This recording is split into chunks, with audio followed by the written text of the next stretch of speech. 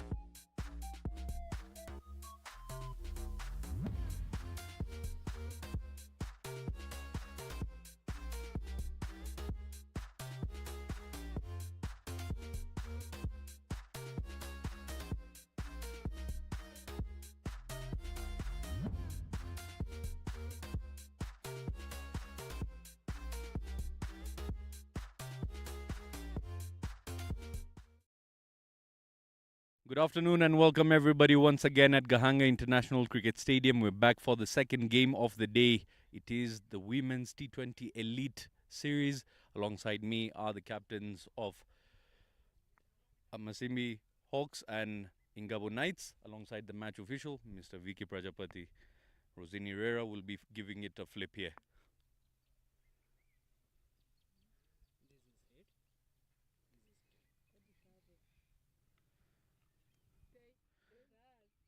Tails is the call. Tail it is. And yet winning the toss, what would you like to do first? We are going to bowl first. And what sort of a total would you like to restrict your position to? Less than 100. Any changes to your side? No changes. Thank you very much. All the very best. Rosine, you lost the toss here. And they've been sending you in to bat first. What sort of a total are you trying to post? Of course, the 14 favors us. We wanted to bat first. Also, we need to go above 120. Any changes to your side here? Yes. Edidia is in and Kayla. Pacific and Zulfat, they're out. All the very best. Thank you. So that's the report from out here in the middle. Masimi Hawks winning the toss and opting to bowl first.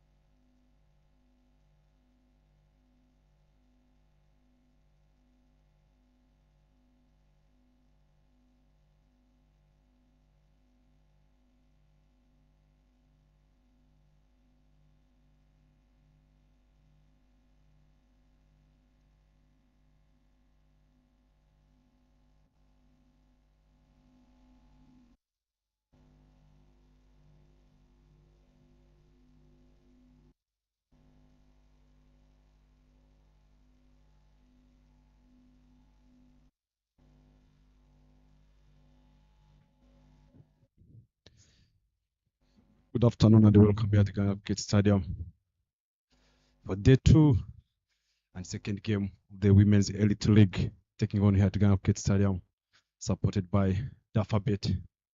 Masimi Hawks taking on Ingabo after Ingabo having a bad day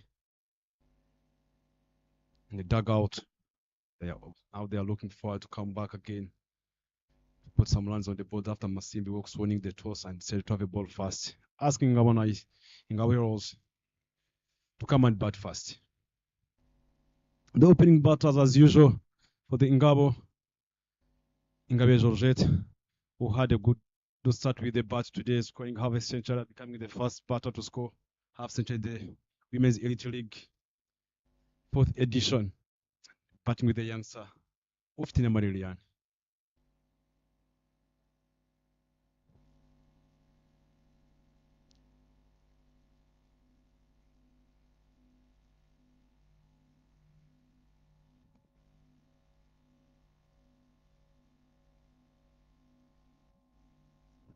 Opening bowler, the young sister, Henriette Shimwe. They started with a spin. Ingabire, opening bowling from the load end.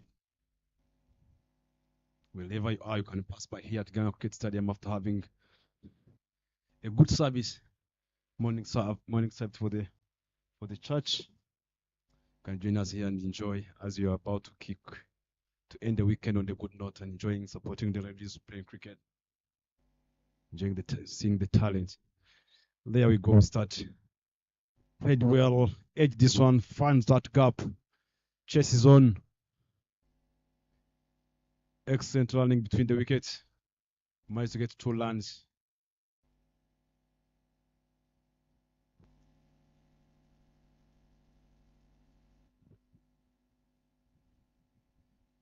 This game set decider.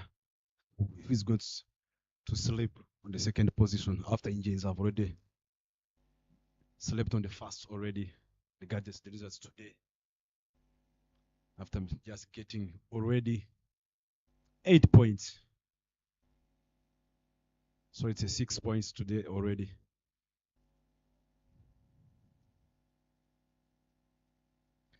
Picked 12 straight is a deep sweeper. Managed to get only one run.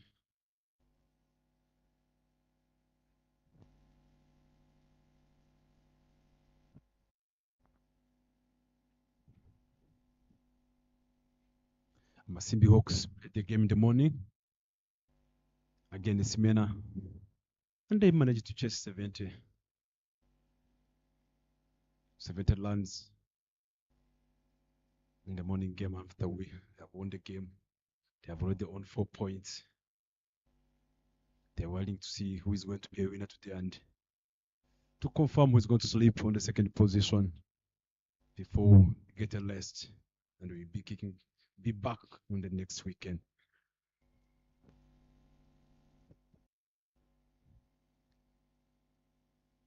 Ingabo volleyball attacking the stump. The boys are not turning up, but trying to ask questions to the batters.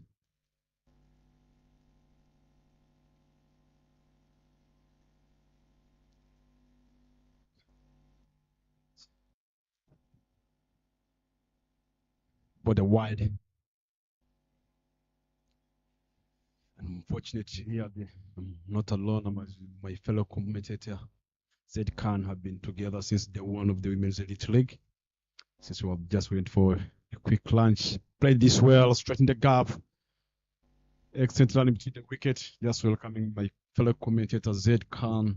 Take us, how was the lunch? Welcome back in the commentary box. Yeah, thank you very much, Bryson. And it's good to be back into the commentary box for this game, which will end up as being a decider as to which side gets to go on with the tournament here. Interesting call here by the captain. Shimo Henriette opting to bowl first after winning the toss here, Bryson.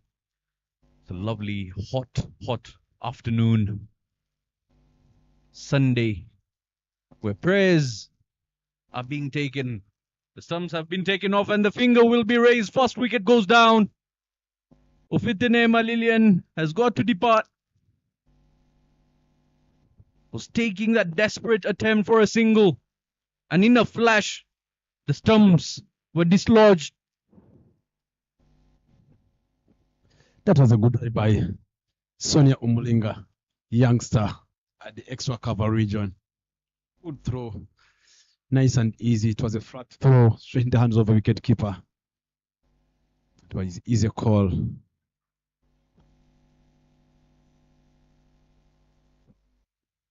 Look at that. It was an easy call. Good stamping by the wicket keeper,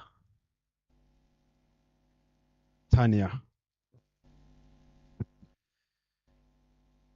The starting 11 of Ingabo Knights, they have got Anifa Mukamsoni, Dianu Menyimana, Rosine Ilela, Georgette Ingabire, the 12th man is Rufa Tishime, Malekatete Belize, Lilian Uftinama, Joseph Malitu Mukunde, Sharon Wize, Muliza, Dorian Iku na Kuzwe, and the carrier Uimanzi Mugwaneza Edidia. That's the starting 11 of Ingabo Knights.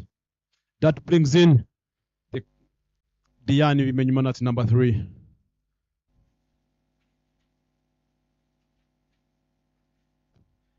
She didn't have a very long stay in the first innings, but added a valuable total to her side. Just scoring 14 runs in the first game today morning. That will be the end of the first over. 6 runs on the board for the loss of 1. With Masimi Hawks 11, Tamaria Uwingabire, Karalisa Umutono Wase, Niwe Teresa Shimwe, Niurukundu Wase Tania, Ingabire Justin, Shimwe Harriet, Zaiturichina Dean, Sonia Umulinga, Mutono Wase Karalisa, Usajimana Surivia, Waisaba Clementine, Abahuzo, Keza Onet, Akinjene Delphine. That's the Masimi Hawks. Nadine Zaiturichi coming to ball from Mount End, having some brilliant figures in the morning, taking 4 wickets. board half full, over straight. Let us see. Is he going to be consistent? Is a key, whatever that you do. The ball is still new. She's a kind of a ball. Let's bring the ball inside. Let's see Diane coming early on the wicket, batting with her half element on the crease. And expects them to give us a good show today, as they did in the morning. Yeah, they've got to allow themselves to have enough runs on the board here.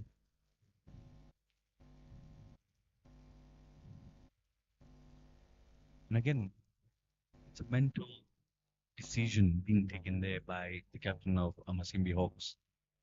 The Ingabo Knights just finished off with their second innings where they were fielding in the morning game.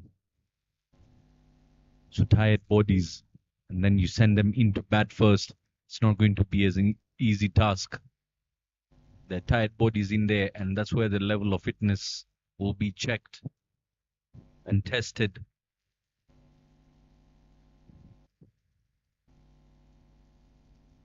Zai Turiji bowling from the mount end there, trying to keep it disciplined right on the money there. Stump to stump bowling, not giving room to Dian Bimenyimana here. When the ball is too full, Dian most often tends to lean into the drives, picking up those singles very cautiously. But once you provide her that particular length where the ball starts rising, she ends up defending those ones. But look at that drive. You give it in her zone, and she very cautiously and times that to perfection to the boundary ropes. Look how easy she made that shot look.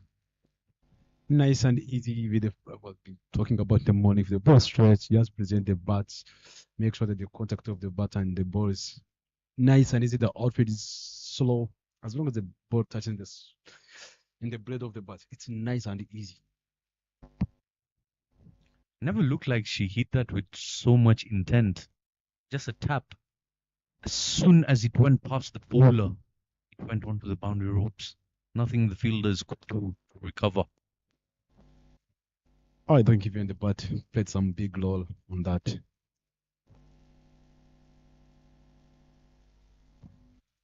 It's it high on the shoulder.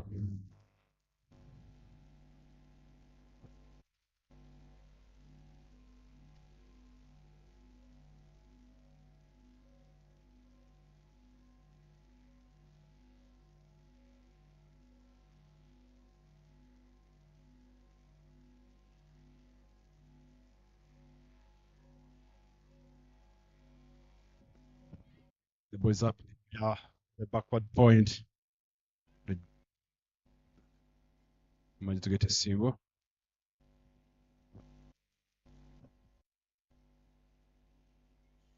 Second over's done. The score is 11 for 1.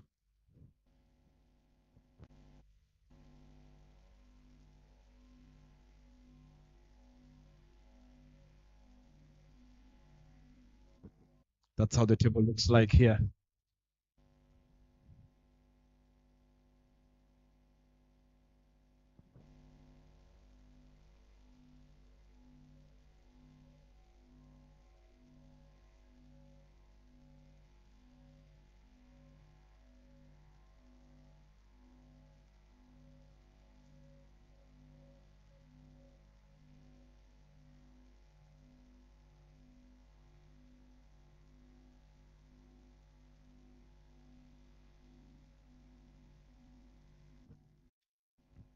Ingabile come to back there.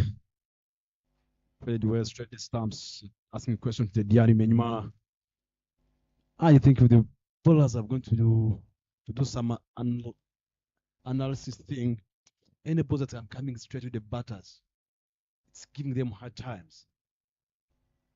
Anything wide, it's easy for them because anyone is able to stretch their hands. Yeah, once you provide the room to the batters there, they tend to be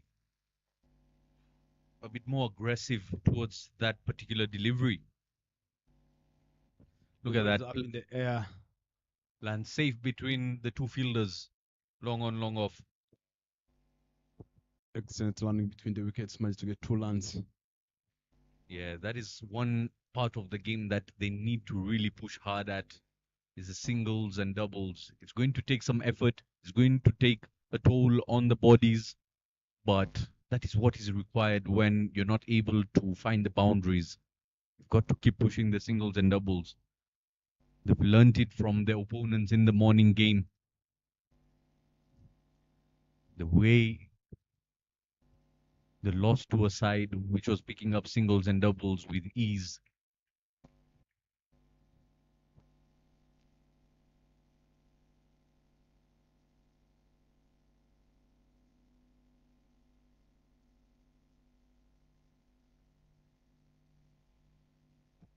Strikes that down the ground. We just won.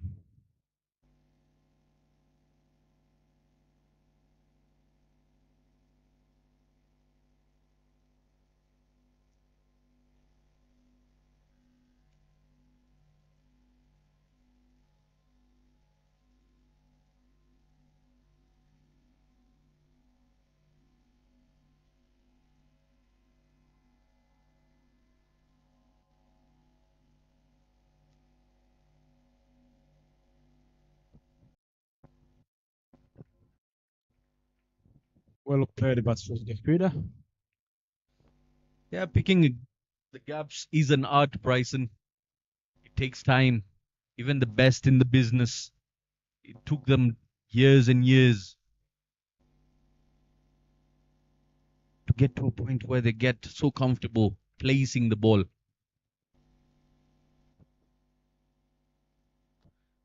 That has It's a been noble given code. on the umpire, Mr. Ganji, indicating that is a no ball. So it will be a free hit. Does he indicate the free hit? Let's wait and watch. There it is. He indicates a free hit. To see the treatment of the Georgette. Hits that with lots of power, but straight to the fielder. No run taken, no damage done. 3 overs done. Let's go 16 for 1.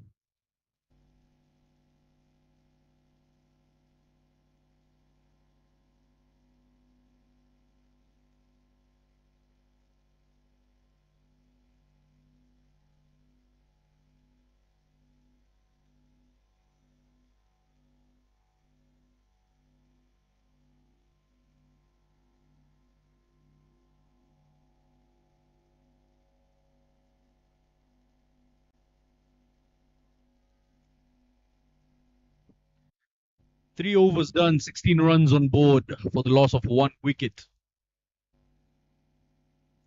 Plenty of work left to be done here. Moving at a current run rate of 5.3. Projected score does show 107.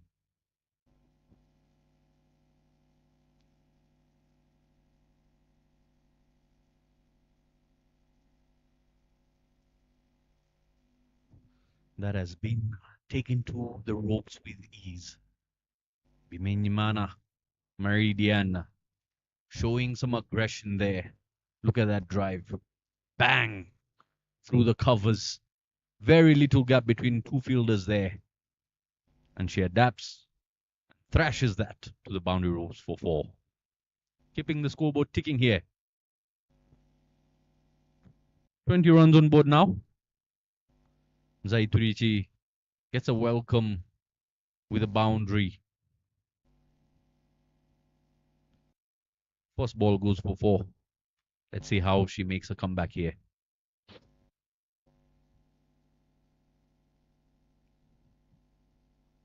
Good length, good line. Keeps it wide of off this time. Bimenyimana was trying to cut that one. Misses it altogether.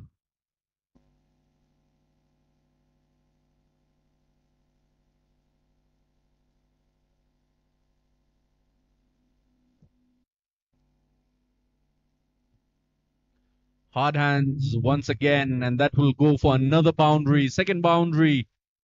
2 boundaries in 3 balls. Very, very well hit. It was in the air for a brief amount of time. And what a slap that is through covers.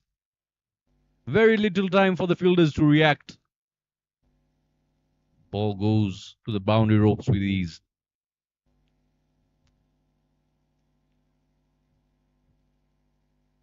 Bimenyimana. Dian here in the mood of striking the ball neat and clean, making use of the power play.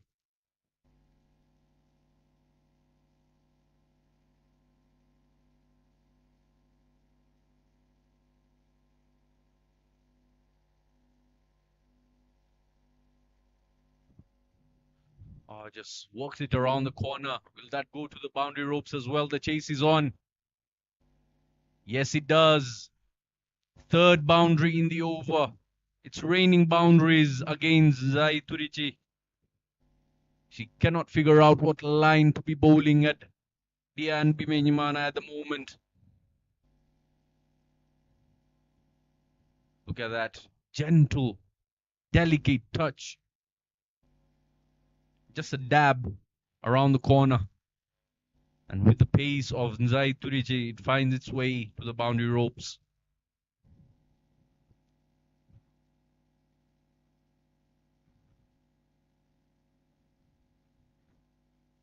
Hard hands once again. This time the fielder finds it. Nearly had another run out. Got away with it. Put the bat down just in the nick of time. Ngabire Georgette scored a 50 in the morning game for her side. Played an excellent knock. Can she follow that up this afternoon with a similar looking performance alongside Dian Bimenyimana, who set off with a flyer? Aggressive shots we've seen on showcase so far. Dian has been smashing the ball all over the park like she's allergic to leather.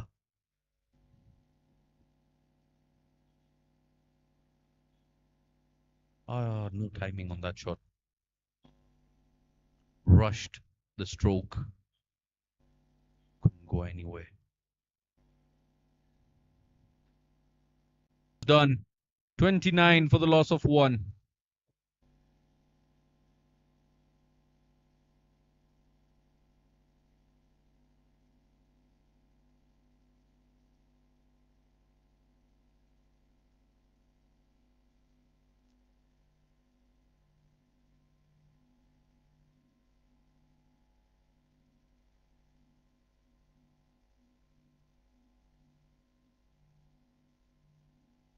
That's the highest score of the tournament, which was between Genzi Heroes and Ingabo Knights.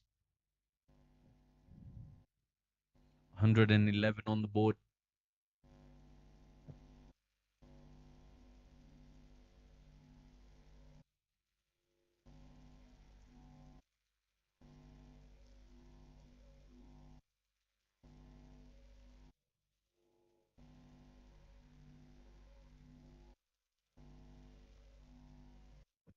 Clementine Waisaba coming to profile third end.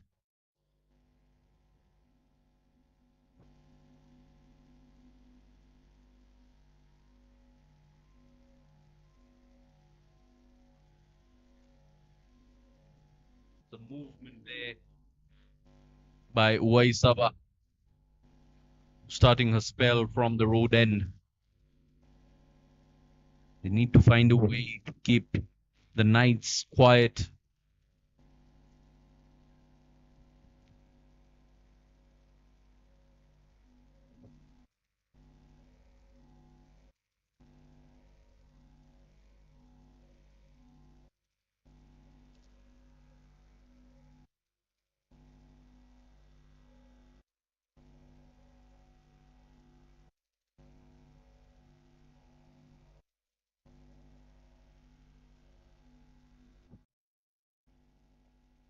Both well stressed point.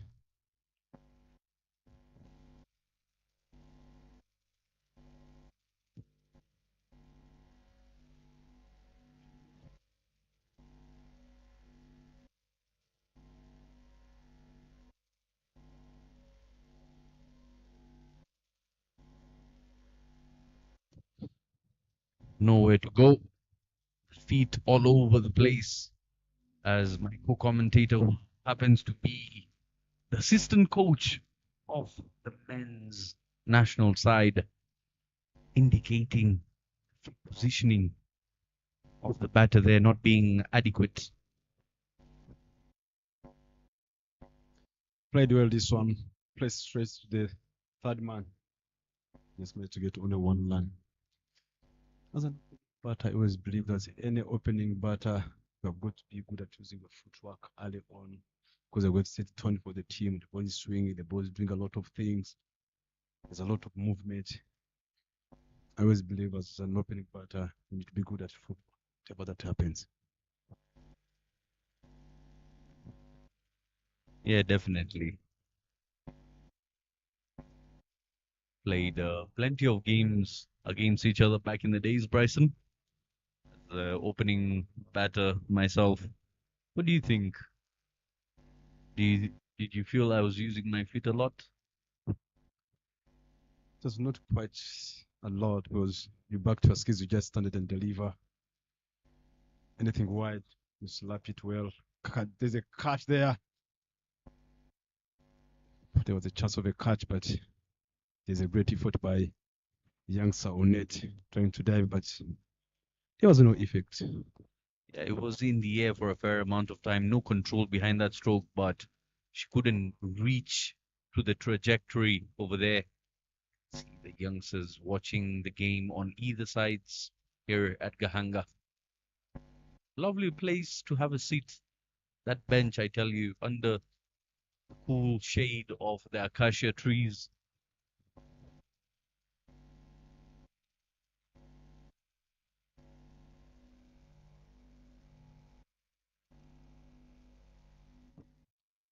Yeah, that used to be one of the, like, using power play, anything wide, good at slapping the ball, anything back up the length, back up yourself, you pull short. The ball comes where if you don't feel comfortable, you just present your full face, and that's all. That's all I remember. Yeah, some players can be gifted naturally with the hand-eye coordination. Others have got to work on it. But I always felt no matter what you're good at, you still need to practice it very, very often to keep you in touch. Even if you're a natural at it, that ball moved off the surface a lot. We'll have to look at that delivery one more time. So much movement in swinging delivery there by Ishimwe Henriette from her first delivery as she comes from the mountain with the breeze coming along with her.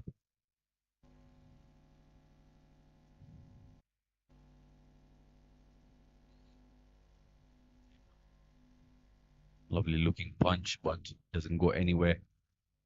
Excellent work by the fielder as well. Just taps it back in the line. Let's hope she's not got too hurt there in the process.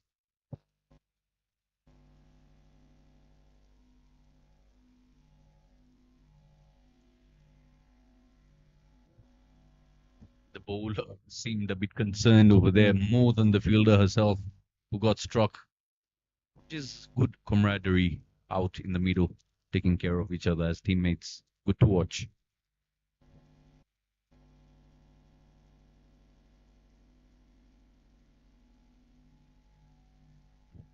Goes down on one knee and spins all around her for a boundary. Poor, poor fielding in the deep there. A lot of work to be done in terms of fielding here. Most of the both teams about be done with the youngsters. I always believe that youngsters, I'm not saying they are bad, but they're not that too good to their to the elite level. They can do better than that. And I believe if you look at the quality zone for the first day and the second is totally quite different. The more they just play these games, the more they're getting being aware of what's going on about the game and when it's coming in. Yeah, speaking of awareness, Dianbi Menyimana being very, very well aware of who the fielder is at the deep fine leg area. And that's why she opted to go for that shot. This time it's been struck powerfully once again.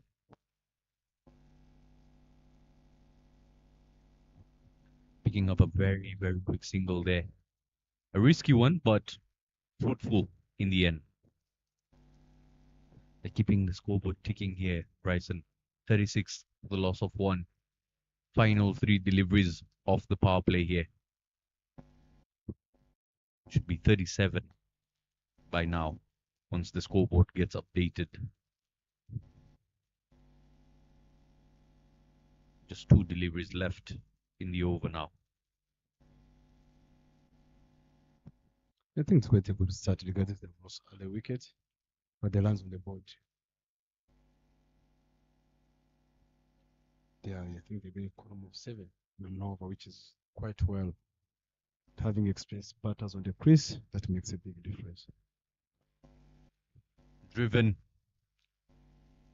A direct hit, and the finger is raised. Dian Bimenyimana will have to go. Very, very unfortunate. And a no ball it was. Look at the drama that is unfolding upon our eyes here. A no ball and a run out. And a price wicket of Dian Bimenyimana, who was looking very, very solid out in the middle.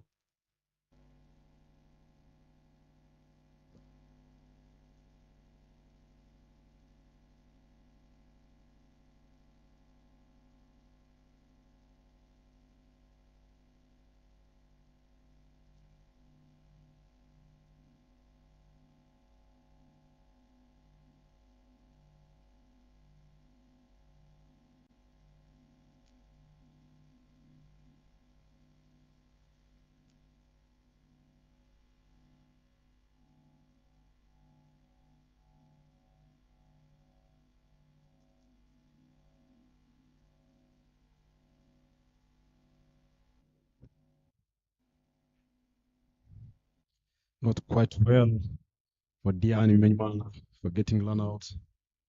She was in control, looking solid, looking good with the bat. The timing was sweet.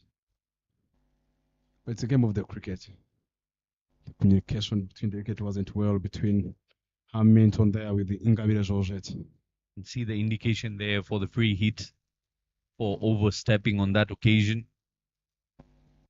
But how unfortunate was that wicket? The slight shift of focus in the middle, and she ended up paying the price. Swing and a miss.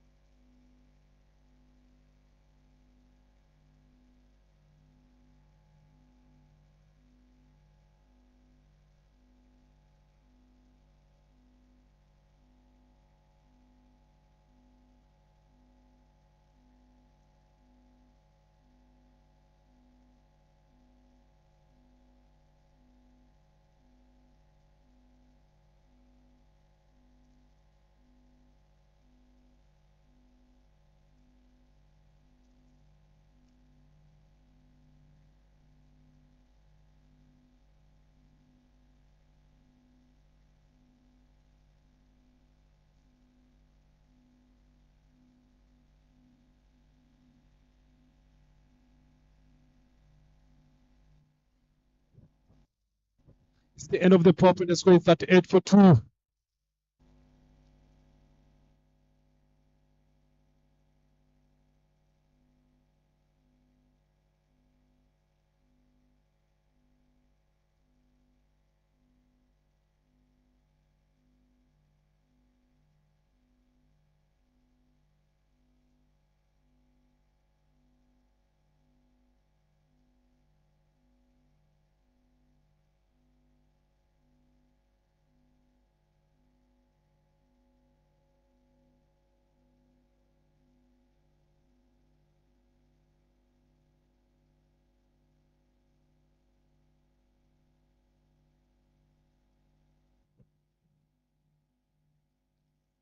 Clementine Weiss came back to bowl her second spell of the over.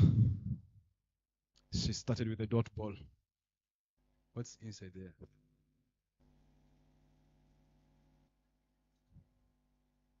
looking quite well. She's a kind of a bowler who is attacking the stumps, and this is the best time.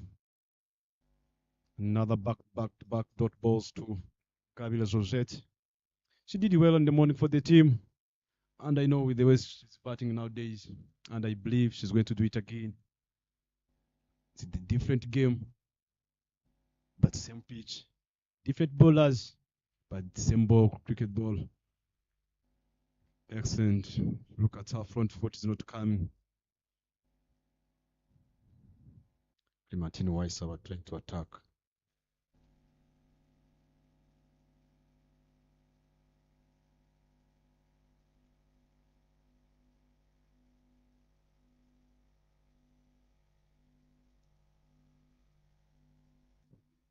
Back to back dot balls.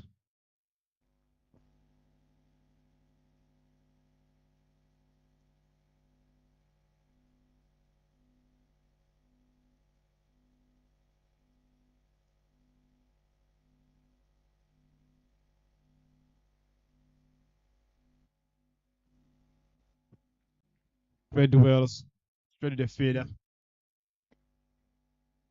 4 dot balls already considered in this over.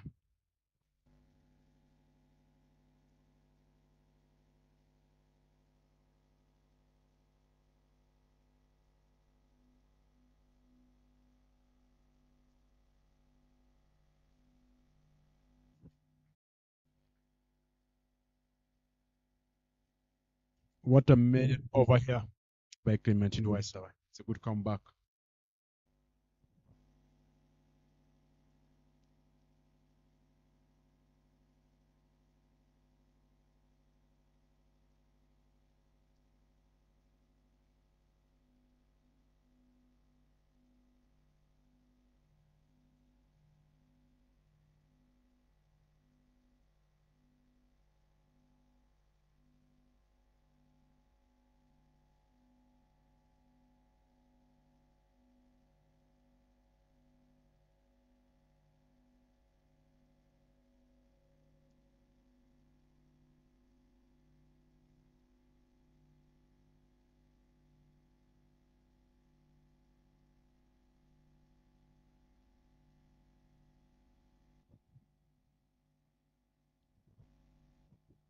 And it comes back on the top of the mount end. Played this well. She never connected well this time. Trying to play slog sweep. The intent was right. It's a kind of a player who likes striking that shot. The leg side, any lefty, anywhere. He or she belongs. If the ball comes in that zone, they just throw their bat.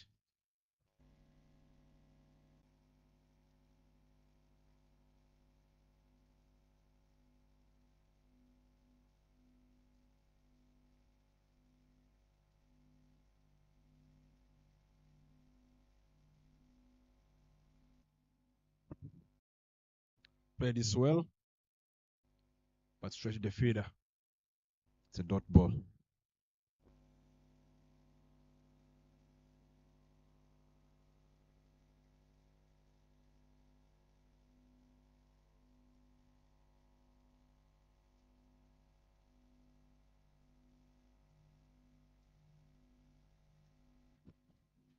Clean ball by the captain of the Masimi Hawks area, bowling a good Yorker, asking questions to the youngster Shalon. She never had any clue on that as she's departed. And that brings in Molika Tete Bellis coming in at number 4.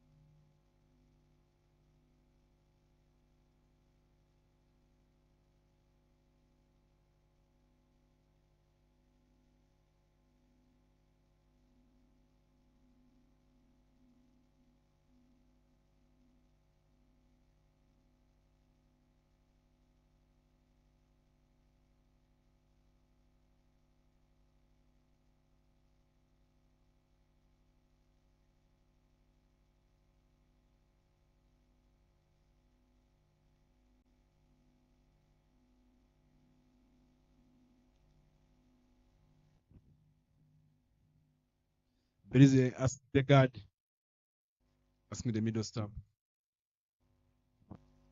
so that can be able to access the offside.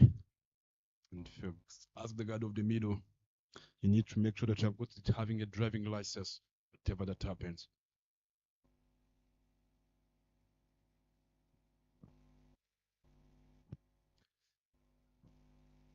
They have an open feet for her because they know she likes striking the ball. In the morning, she went for a golden duck and joined the farm of the Z Khan. Let us see today.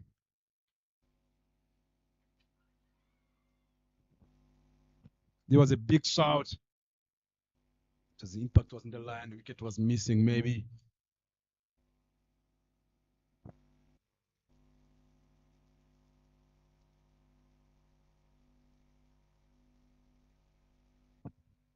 It was a good call by the umpire, but was missing the stumps.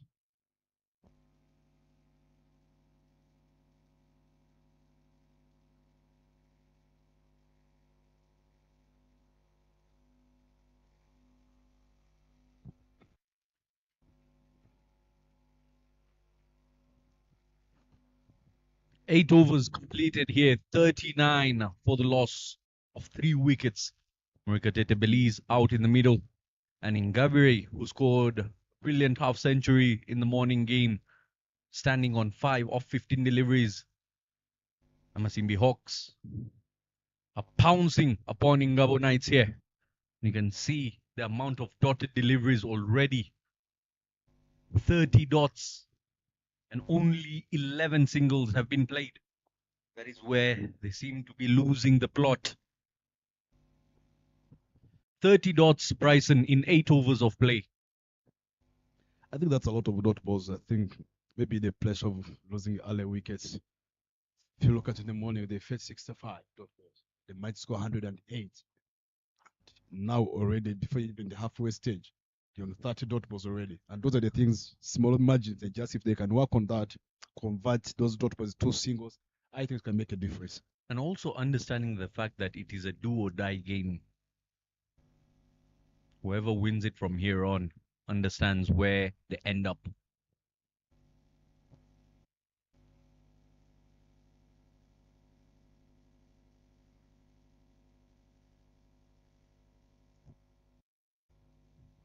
Full land delivery.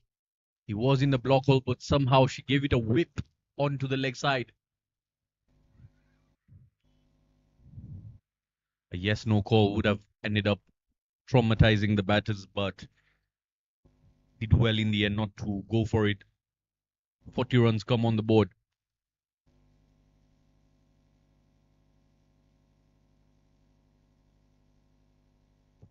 Ingabire, 6 of 16 deliveries. Is this the same batter we saw play earlier on today, Bryson? I don't know, but that Arsenal scores slowly until she starts catching up. Zemulaketete facing Umulinga Sonia. Swing and a miss there. Very, very close to the outside edge. Some wide swing trying to slog the pad. He's taking it easy. You have lost early wickets. Come in as an experienced batter. Hang around, let first hit bat on ball. Rotation of the strike. You also start coming slowly as you keep playing on. Good weight at this one. Straight to the sweeper. Managed to get one line. Yeah, long levers of Murikatete Belize. She didn't have a long stay at the crease the previous game. She wants to make an impact in this outing. Let's hope and see if she can manage to pull one off.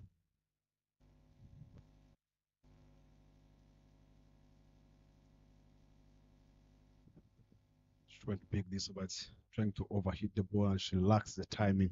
And that's what always happens. If you try to overhit the ball, if she can wait a little bit well and make sure that the bat presents the face of the batter, she can even play in the gap easily as the way she played in the morning.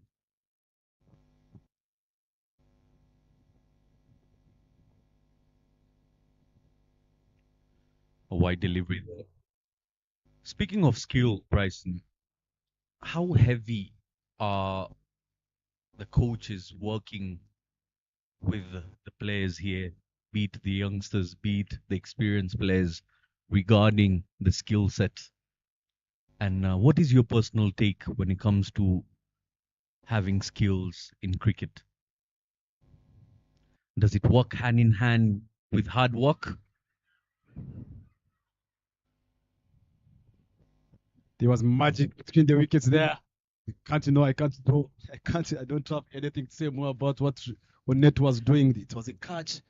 She's a lefty. She didn't know where to throw the ball.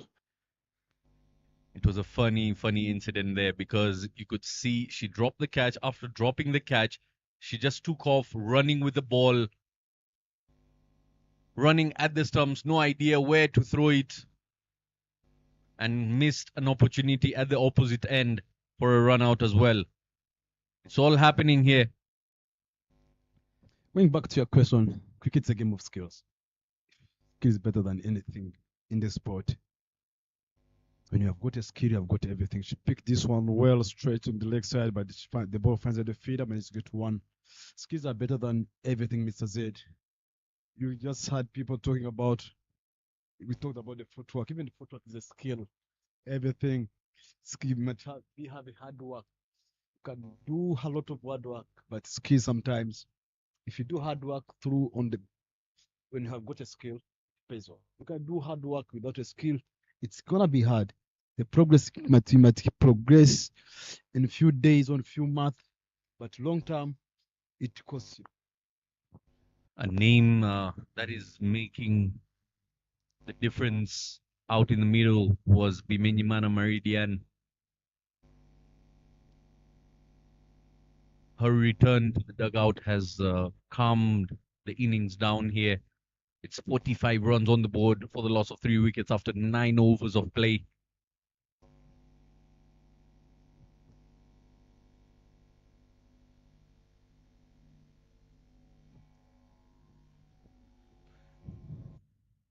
Sabjimana Sylvia coming into bowl from the Mount End. Sonia giving away just 6 runs in the previous over there. Good over. It was economical. Tries to sweep that. Not getting anywhere close to the delivery. It was a premeditated shot. From what it seemed like.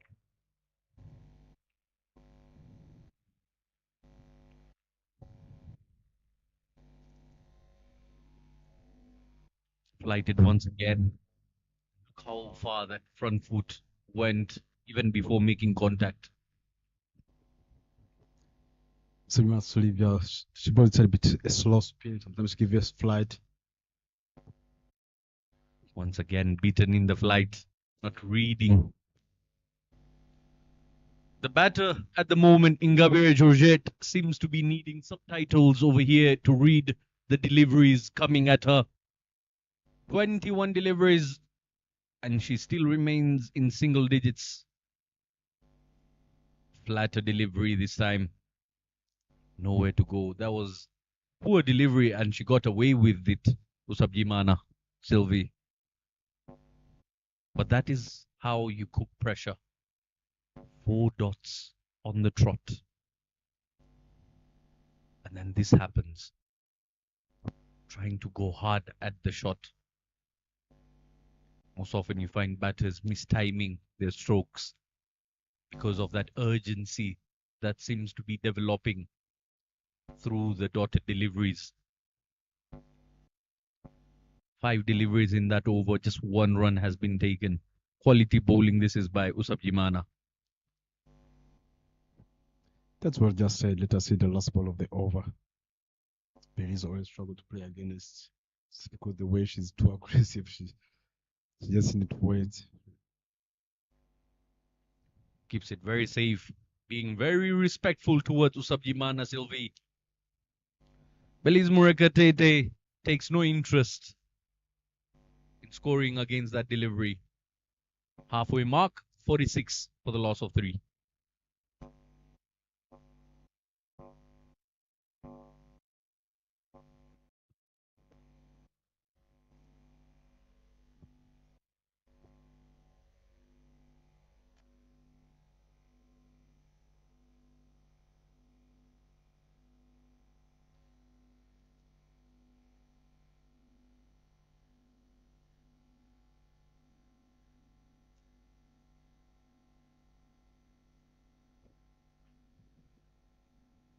Sabjimana Sylvie gave away just one run in her previous over. Beats the fielder on the circle there. Coming back for a double. They do that with ease. Oh, the cover is not good enough. They'll pick up an extra run. Beat extra runs. They've picked up 4 runs running between the wickets here. What could have been just a single ended up being 4 runs because of poor fielding.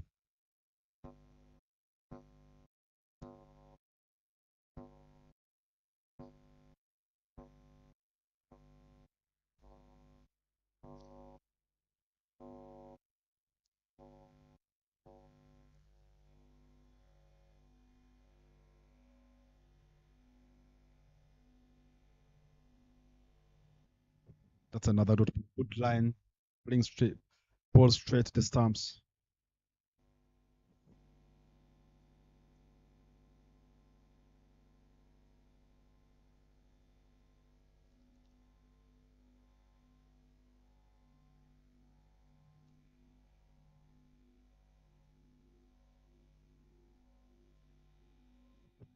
That's a single. There was a bit of misfit, but there was a little bit of awareness, quick twos between the wicket. Excellent learning. Usabjimana on that occasion losing track of the ball.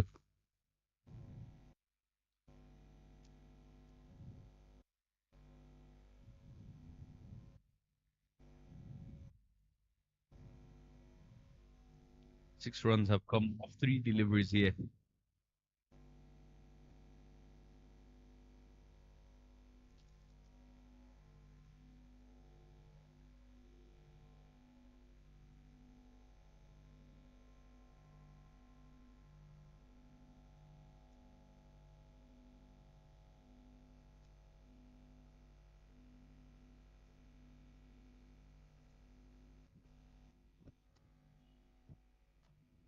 There's a catch.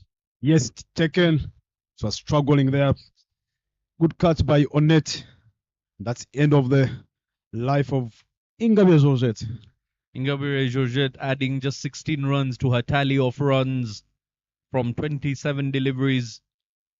Wicket number 4 goes down for Ingabo Knights.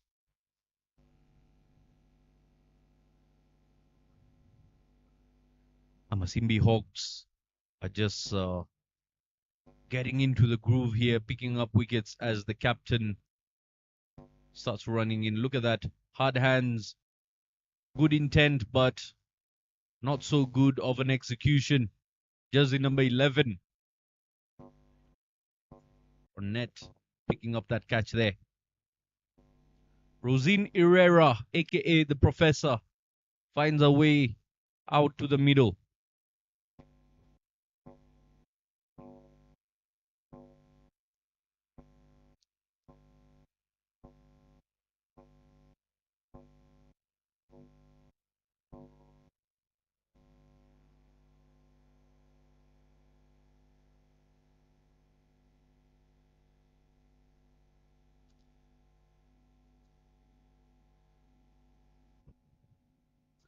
Sonia Umulinga looking quite well after breaking.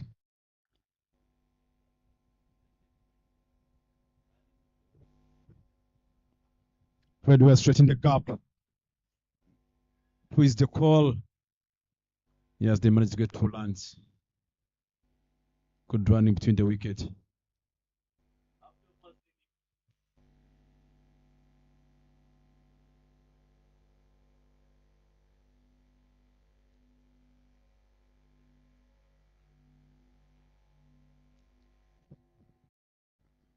Sonia Umulinga.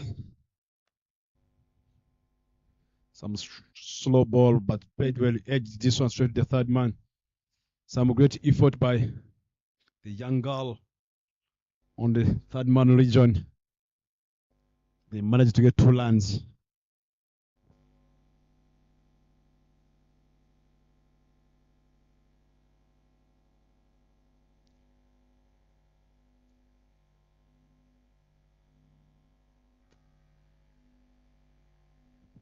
.11 overs. 57 on board for the loss of 4. How many more runs do you think they'll add in the remaining 9 overs of play, Bryson?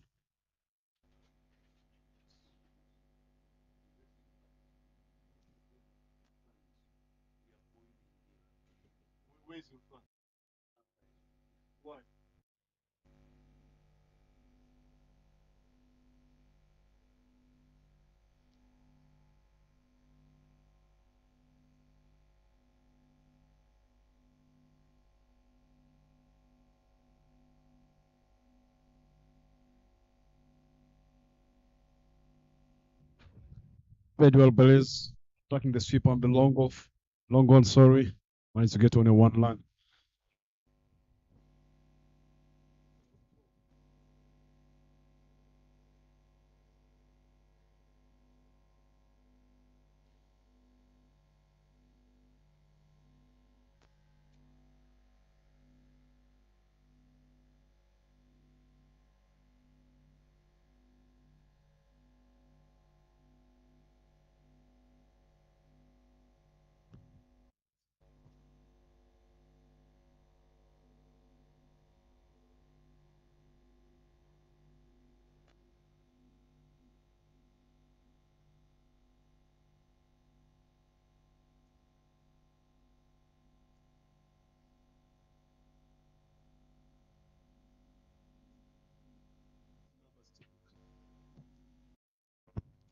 Slivia.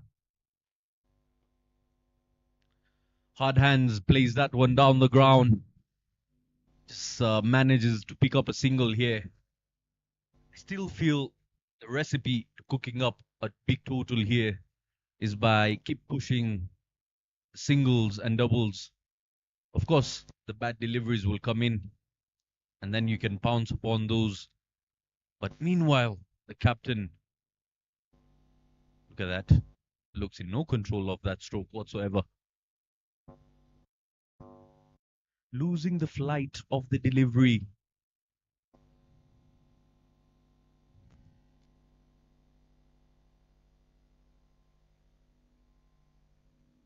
Oh, plays it very safe.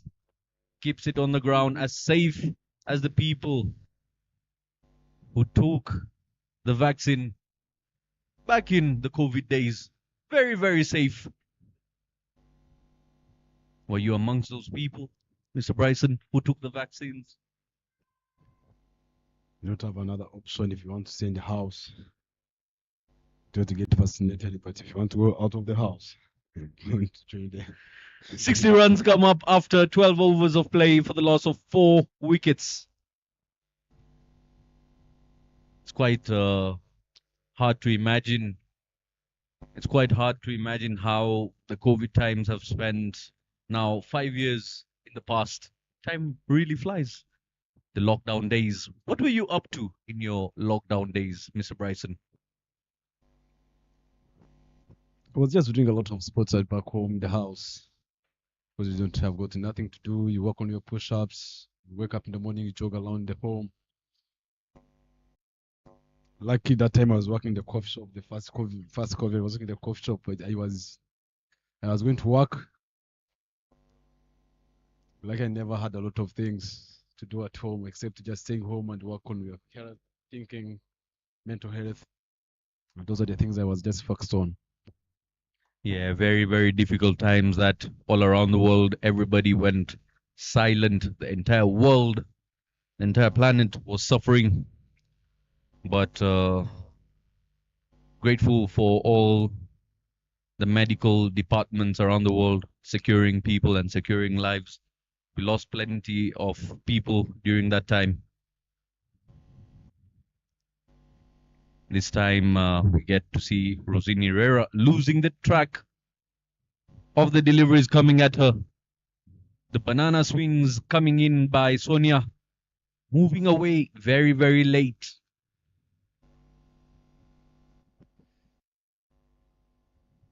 Molinga Sonia. Yeah, for some strange reason, she does remind me of your bowling action, Miss Bryson. She's got that long, jumpy run up, the swing of arms, delivering the deliveries. Have a look at that. Very, very similar. Even stature-wise. Long legs, short torso, long arms, bowling physique. I'm just saying that's a girl from the east. I'm coming from the east. You never know. We might have some similar actions. All of us come from the east, but I think maybe the size, that's excellent delivery from Omulinga and well played by Belize Mulekatete. Into the block hole. It was a well targeted delivery there.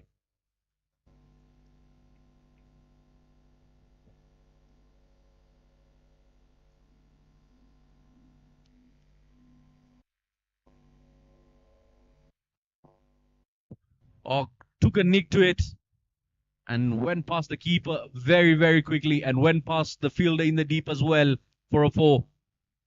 The looks of it, should have needed a Boda to get to that, but the ball would have still bitten her getting to the boundary ropes. Look at that. Healthy, healthy offer. Just takes the bottom edge of the bat. Fortune favoring the brave. 13 overs have gone by. It's 66 for the loss of 4.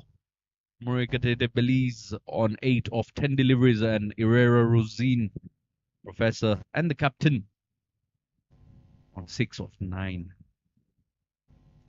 Masimi Hawks seem to be having full coverage of this innings so far. They seem to be in good control of the game. Ingabo Knights, on the other hand, those 4 early wickets is what is troubling them. 66 runs. The current run rate is actually quite healthy. It's only the fall of wickets that has got them concerned.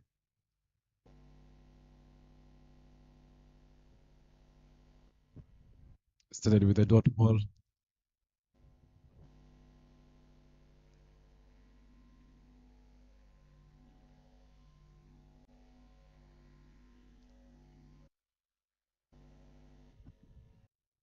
Cutted this one, filled the field at the point. Rallies and picked it well.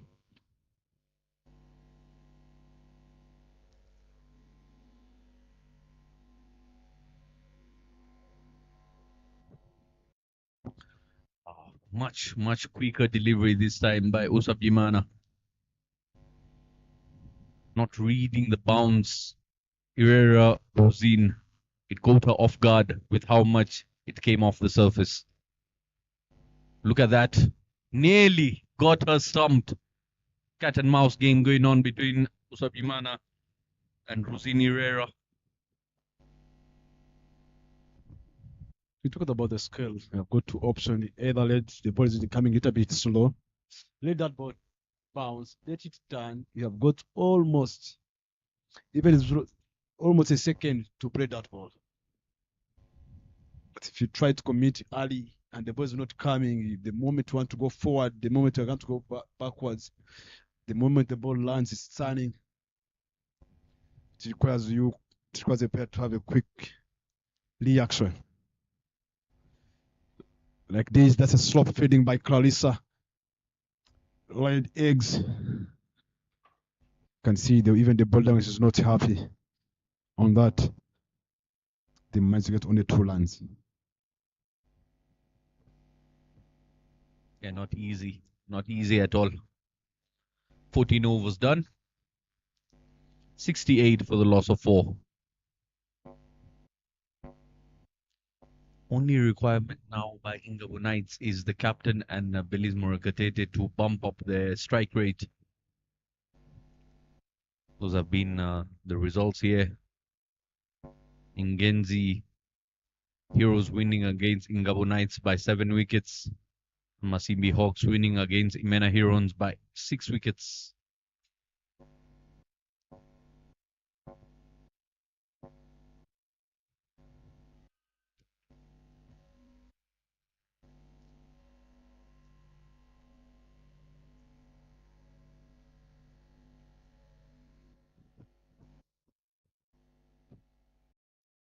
Starts off with a slower delivery there. Waisawa gave away just 3 runs in her previous 2 overs. She's been bowling really, really tight. Tighter than the security at Kigali International Airport. Just 3 runs coming off in 2 overs. Very, very economical. Bryson, if you ever run into trouble with economy, do tend to look forward to having a chat with Uwaisawa. She'll tell you a thing or two about being economical. Look at her figures there. 3 runs. And she's bowling her third over here. She's just playing the late areas, asking to the batters, not playing a lot of things. And that's all about having a bowler who's got a clear mind. Gets swatted onto the leg side. You spoke about bowling in the right areas. She heard you and tried to do something opposite. Maybe she was waiting until we start giving her flowers. Whoops, the umpire also moving out of the way very, very quickly. Anj Nicole also. Be alert as an umpire. Ball can be coming their way very, very quickly.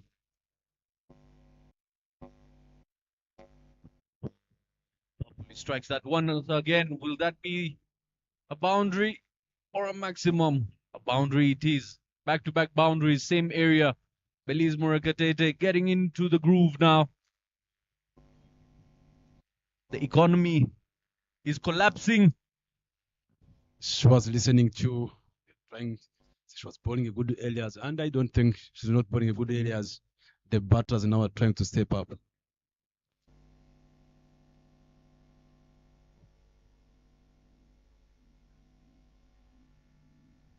Hard hands once again. Excellent field work there. Doesn't allow it to go for any runs.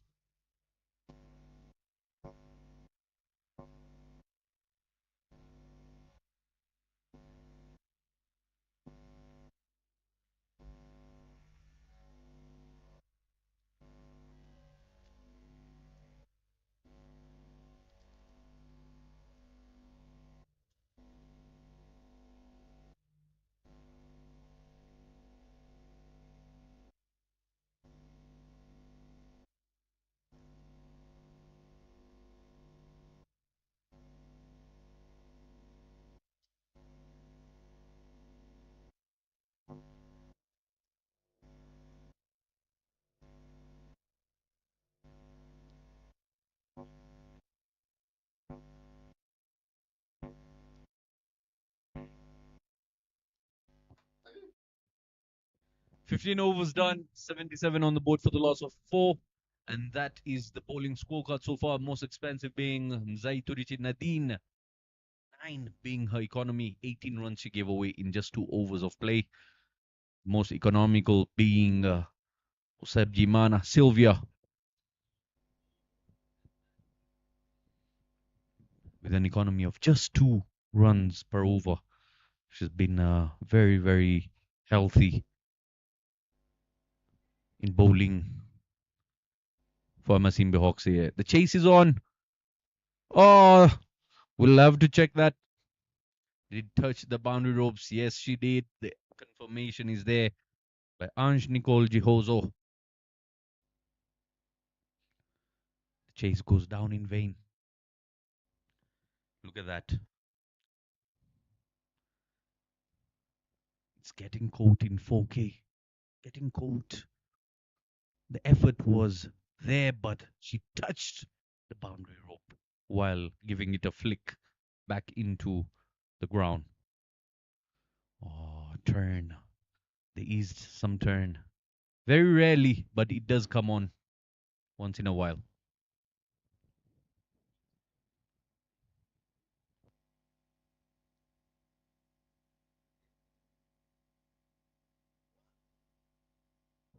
Through extra cover this time.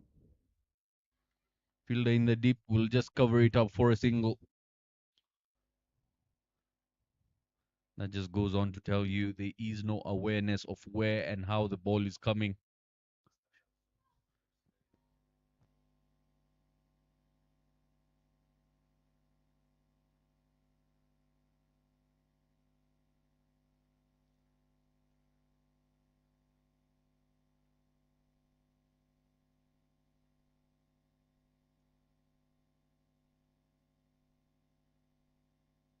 There's a concussion going on here.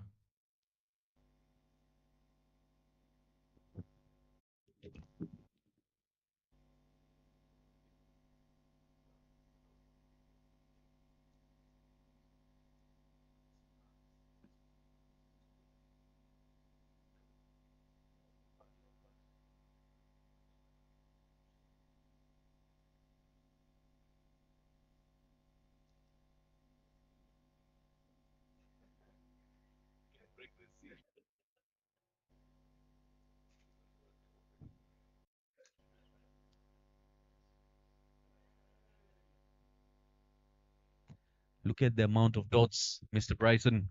Take us through what you can see through the data here. 53 dot balls, 22 ones, seven twos.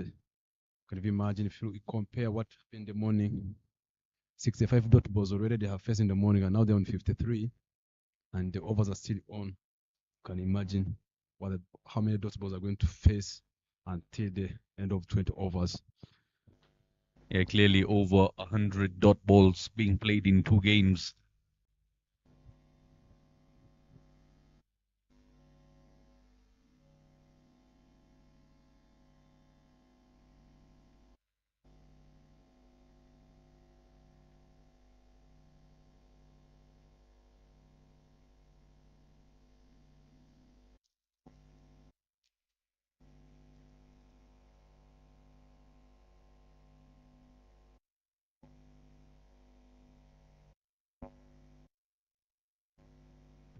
That will be a wide.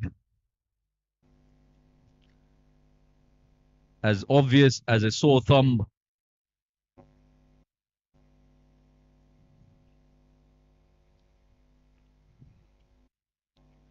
So what's that?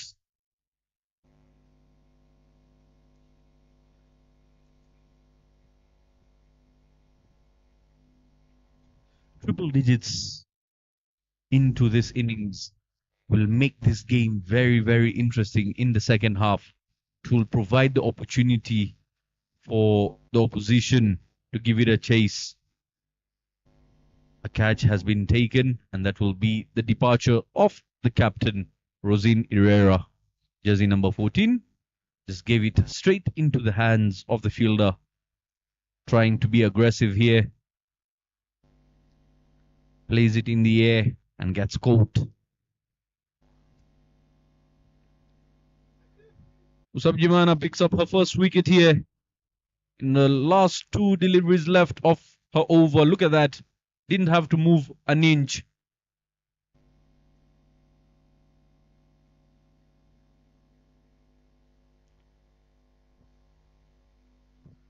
Funny game of cricket. So many vacant areas on the ground, but you still end up finding that one pair of hands looking to gather the ball mid-air. Final delivery of a spell. Subjimana ends it with just 1 run. He's given away 13 runs, picks up 1 wicket in her 4 overs that she's bowled. 16 overs have been completed. It's 84 for the loss of 5.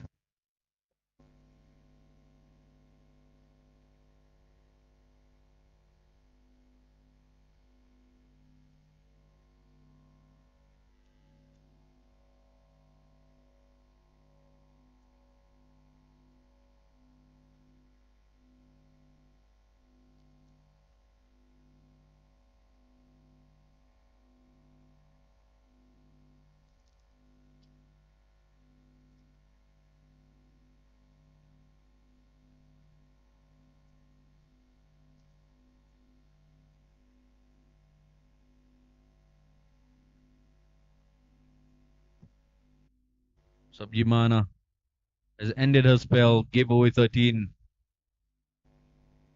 Morikatete is still out in the middle. Alongside her now will be Mukamusoni. Kabire Georgette comes in for her third over.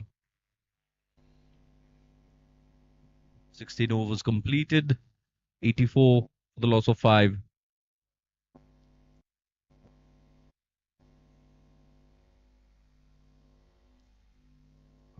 Loud appeal and the finger gets raised. Mukamusoni has got to depart.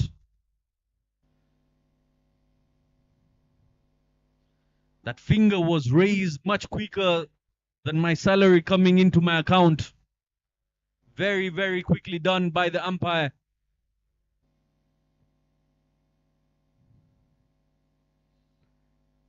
Leg before wickets.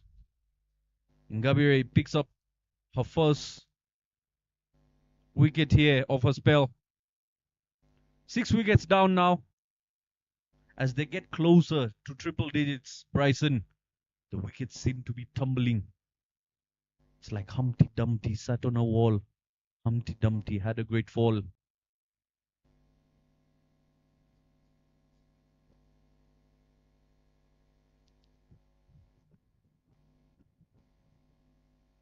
at that. Did he take an edge? She looked guilty and the finger got raised straight away. The appeal was there by the wicket keeper. Coming off the blade, caught behind.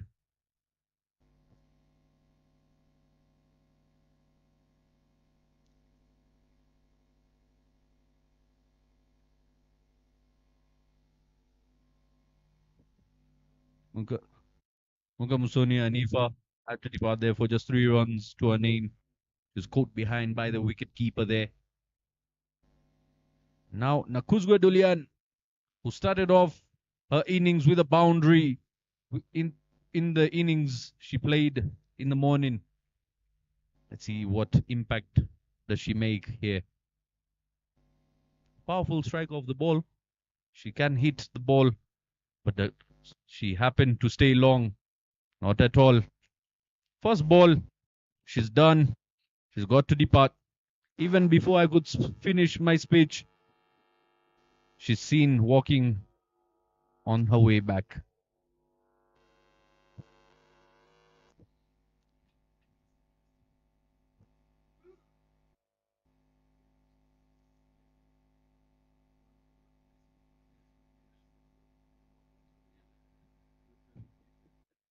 That ball turned a long, long way.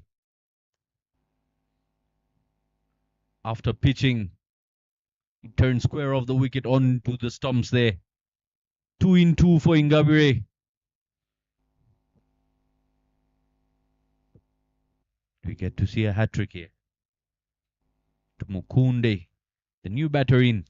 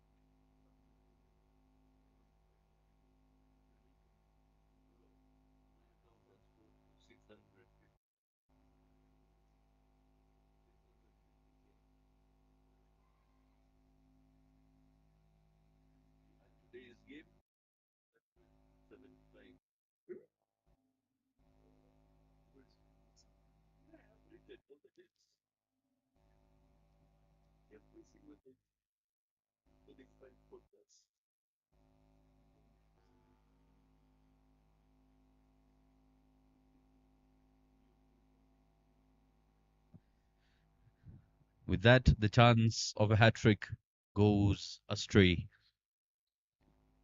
8-6-7 on the board. 86 for the loss of 7 wickets. Final delivery of the 17th over to Mukunde. Yet to get off the mark. Will she get off the mark? She survives that over. What an over that was by Ingabire, picking up 2 wickets in that. ends her third over with just 13 runs on board. She's given away and picks 2 wickets. Pressure is still on Ingabo Knights. Tough games they've played today. It's been a hard Sunday for them here at Gahanga. The ladies have been grinding it out. As you can see, the result of major partnerships there resulting into 86 runs on the board, 33 shared between Ingabire Georgette and Bimenyimana Marie, 14 shared between Murika Tete Belize and Georgette once again. Herrera Rosine sharing alongside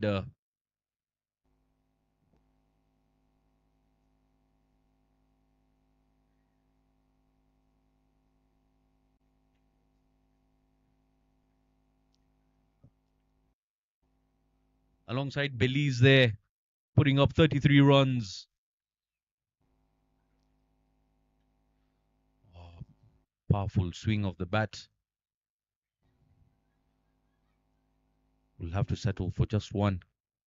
Not quite sure why they were so animated to pick up just one run. So much noise being made out in the field there. Just 3 overs remaining here. They're trying to squeeze out as many runs as possible. Ingabo Knights, Masimi Hawks, trying to restrict them to a low total here.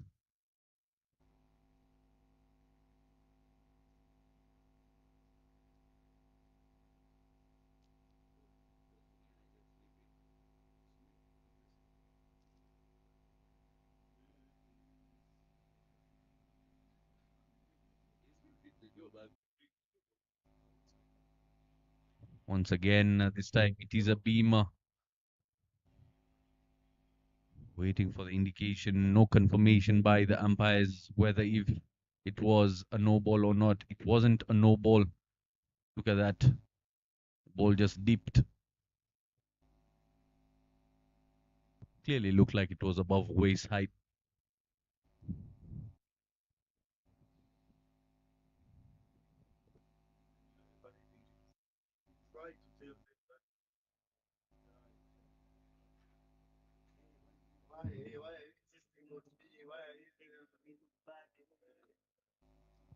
Oh, nearly had an opportunity to grab that. It hits the fielder, the bowler, and the recovery fielder as well for 4.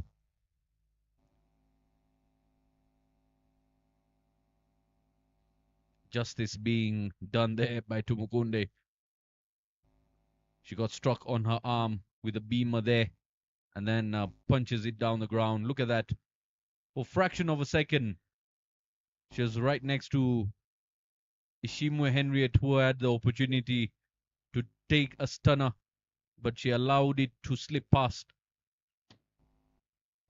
Went all the way to the ropes for 4.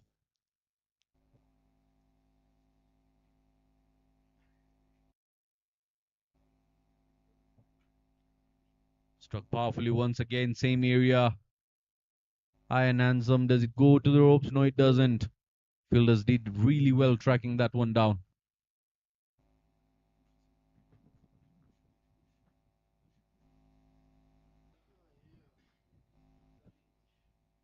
3 more deliveries remaining.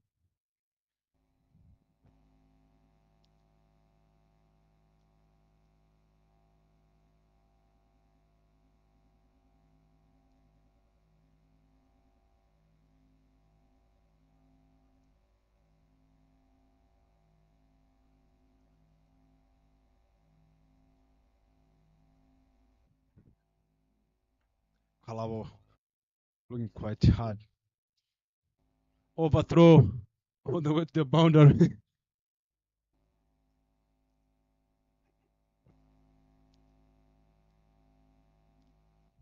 Sorry, there was a backup. But that was quite a throw, but there was a chance of run out. The bowler did a good job by backing up. As we come to the business end of the innings here, things are looking very shaky for the fielding side as well. Overthrows, lots of drama, lots of chaos happening out in the middle. The frustration of the fielders as well. 6 runs away from triple digits is team Ingabo Knights. Masimi Hawks have done well picking up 7 wickets already. Chance of a run out. An overthrow, and they take up an extra run. Like I mentioned, it's all happening there.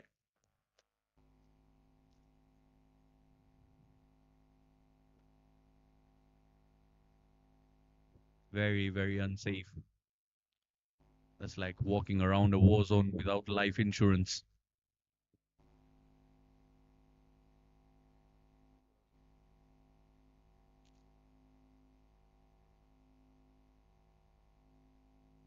"18 overs done, 95 for the loss of 7 wickets. Do they get there? Will this be the over where they get to 100 runs? And they've been penalized for a slow over 8. That means they'll have one extra fielder inside the circle.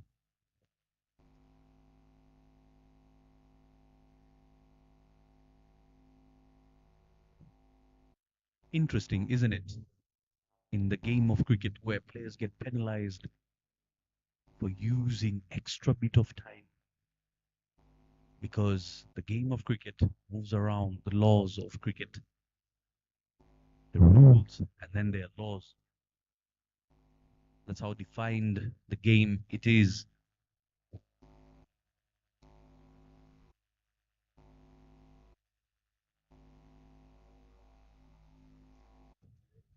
Swings it, but somehow misses everything. Look at that run chase. Look at that effort. Saving valuable runs. So close. Inches apart from the ropes there.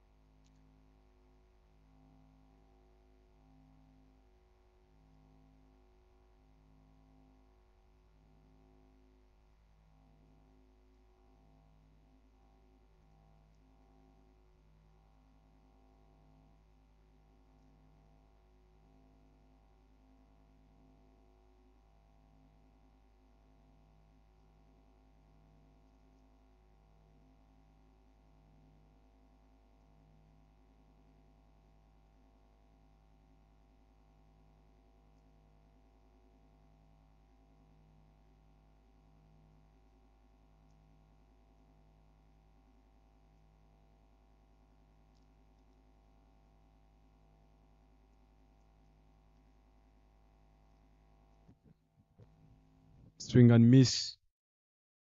Kalabo. Want to fish the over on the good note.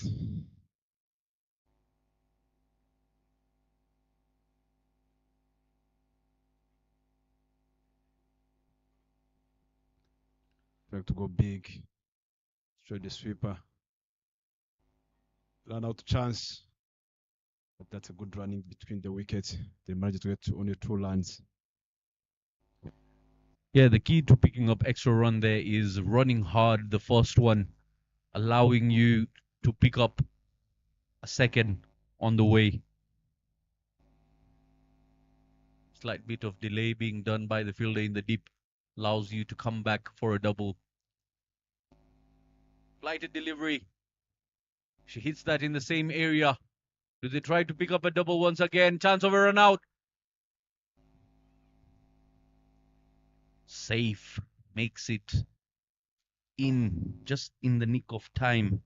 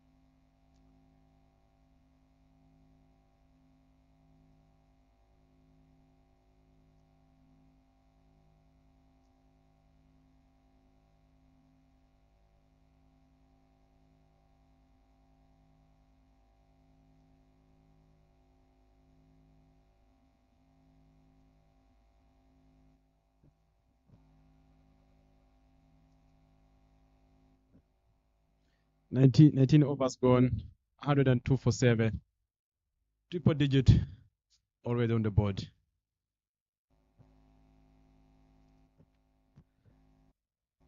Ingabo Knights have been able to get to triple digits on multiple occasions. The partnership being built up between Belize Murekatete and Mukunde Marie Josepha. Their contributions of 16 runs from either side.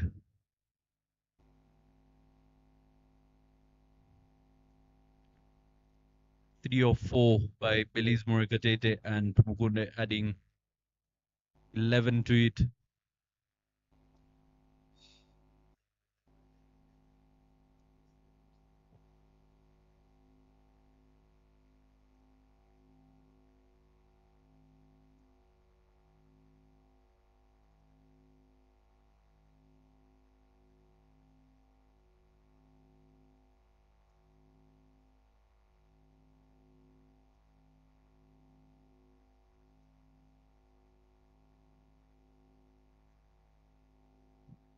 In the air, fielder's trying to get underneath it and goes through her. Never easy running backwards. She lost track of the ball and just brushes her palms as it falls onto the ground.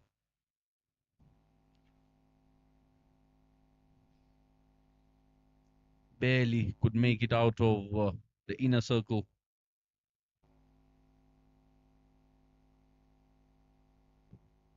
Do they finish off strong here? Belize Murekatete has got to 27 of 23 deliveries here.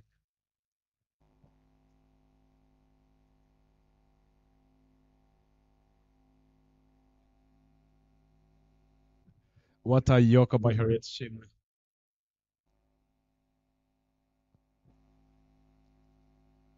Captain in for her final over. She's picked just one wicket. Does she turn it into two?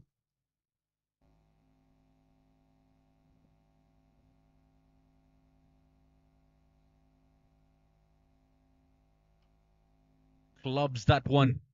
Has it gone all the way? That is the first maximum of the women's elite, the latest edition, and the latest addition of a biggie. First one in this very game. Absolutely smokes that to the cow corner region there. Pure muscle onto the mount. Once again, hits it hard, running back, coming back for a double. Very, very slopey in the deep there. 110. We might be in for another highest total of the tournament now. 112 on the board already.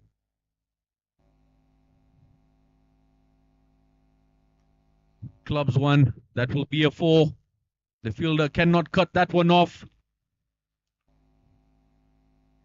Final over is being very, very expensive in the slot, and she's got to pay the price. The long levers coming in very, very good use. Look at that. Overpitched and bang. Goes for 4. 116 now. Hits that one down the ground. Will that be a 4? Yes, it is. Back-to-back boundaries. What an over this has been. 2 boundaries back-to-back being struck by Murekatete, and she ends up with 39 of 27. Look at that. A big, big swat down the ground. It was racing very, very quickly. End of the first innings. 120 on the board for the loss of 7 wickets. Ingabo Knights. Now it will be upon how Masimi Hawks tend to chase down this total.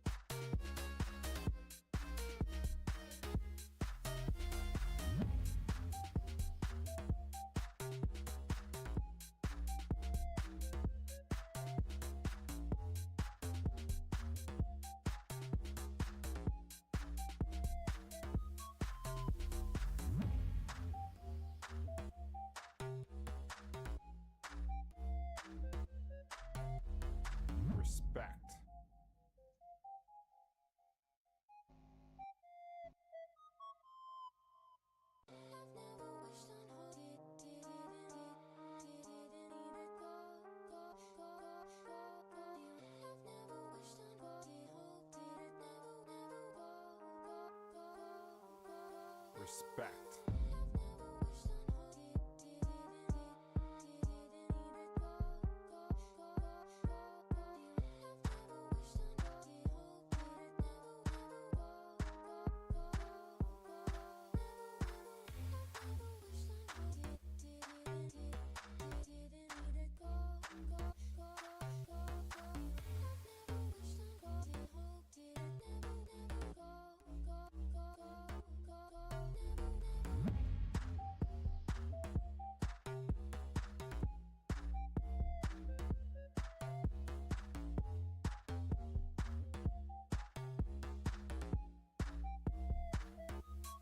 Respect.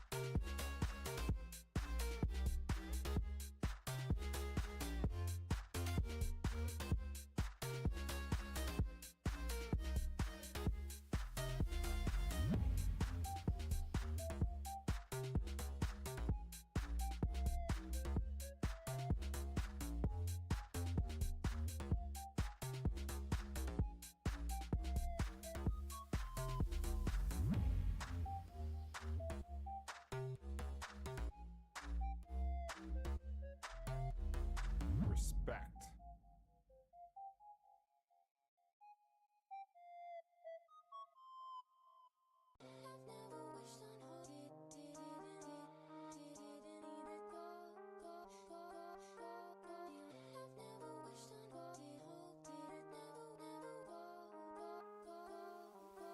Respect.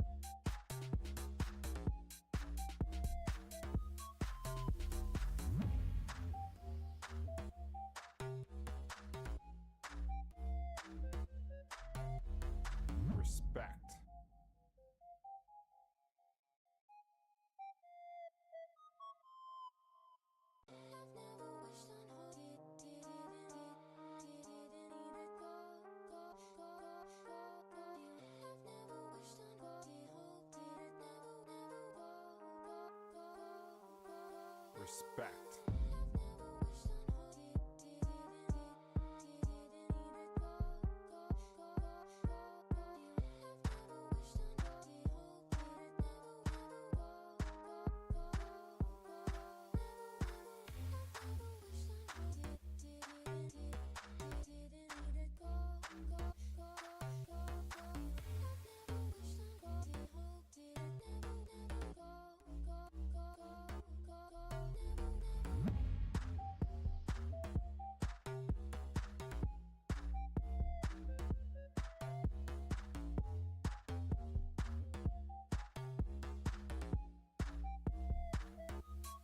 Respect.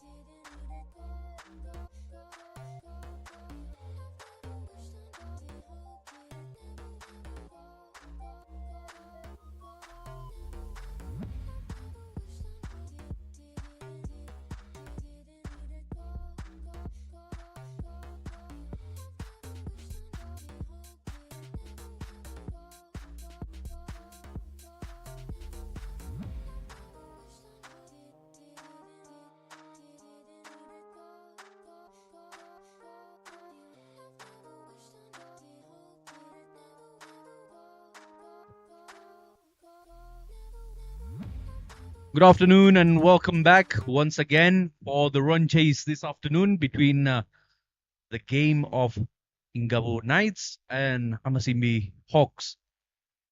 Ingabo Knights posting 120 for the loss of 7 in 20 overs of play. Masimi Hawks requiring 121 in 20 overs.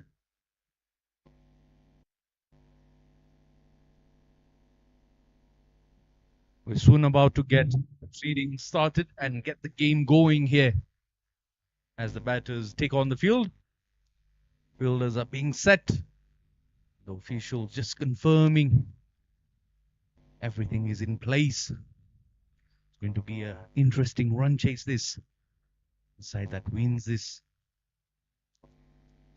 will move forward into the tournament, securing a spot. Valuable points these are.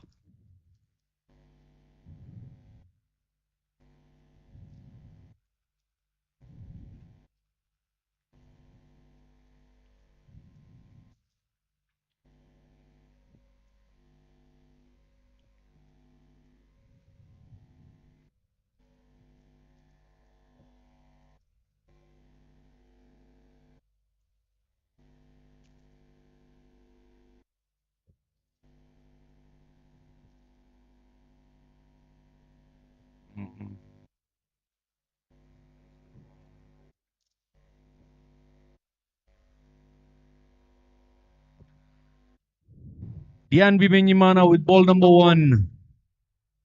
Gets attacked straight away and gets sent to the boundary ropes. First ball. What a way to get the chase started here this afternoon. Under attack from ball number 1. Look at that. With on offer and just whiplashes that for 4. So much power behind that shot to begin with.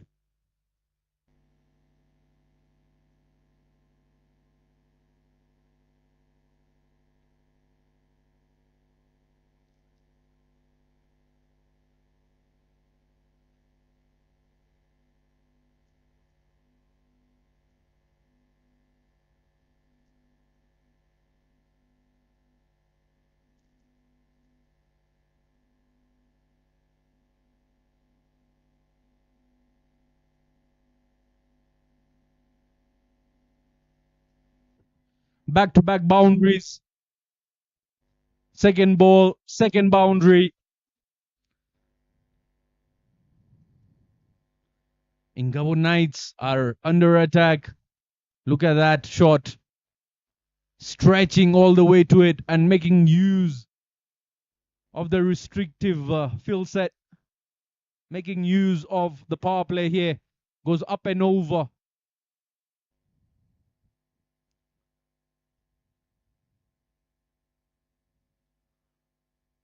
Couldn't get to that one. Left hand, right hand combination. Clarice Umutoniwase striking the ball really, really powerfully here.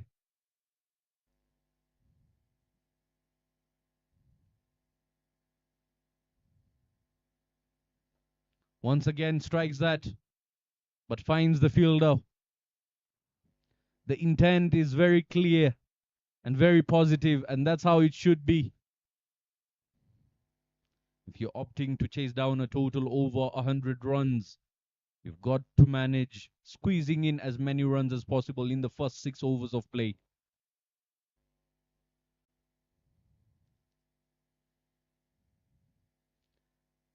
Sending the captain to long off now. 2 fielders outside the circle. 1 in deep extra cover and 1 at long off. This time just places it a punch through covers there just to pick up 1 run. And that will allow her partner to come on to strike.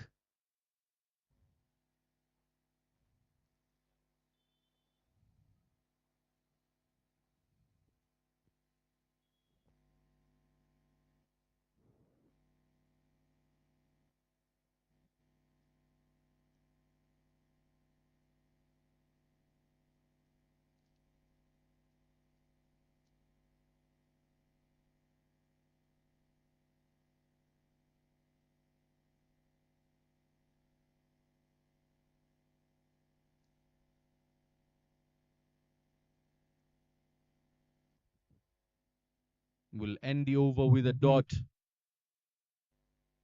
Dian Bimenyimana being a bit expensive in the first over to begin with, but a very animated over we got to see there. Clarice Umutuniwase looking very, very positive.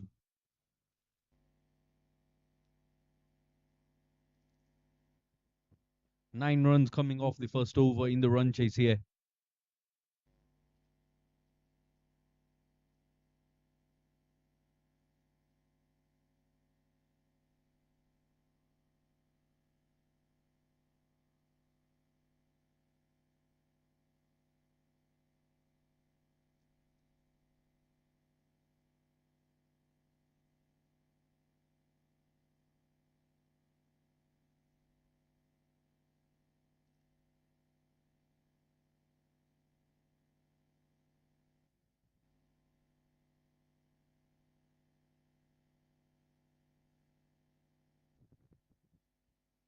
Belize Murakatete coming in to bowl from the Mount End there.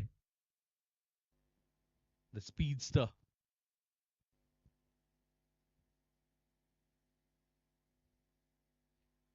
Let's see what does she bring for her side. Can she defend the runs which have been provided onto the board? Batters have done their part, playing a brilliant knock. She's done it with a bat in hand. Belize. Can she do it with a ball in hand? Lots of responsibility upon those young shoulders there. Here we go. Wide of the crease and powerfully hits that to the boundary rope for 4. Similar nature of delivery and similar nature of response by Clarice. She's grabbing the bull by the horns at the moment, thrashing the deliveries. Really, really well done there. Allowing her to free her arms, and what a ball striking this is.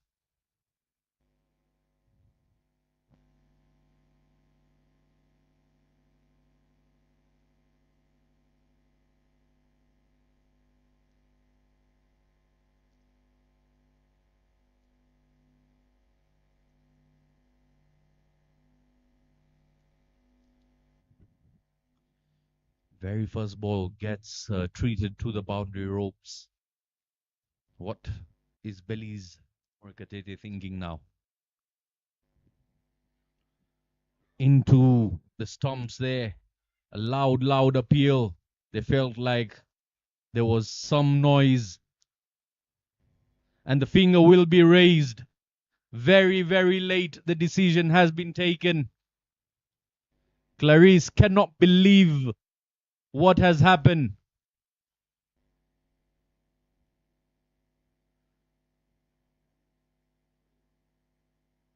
The leg umpire having a word with the main umpire there. There seems to be some sort of a drama.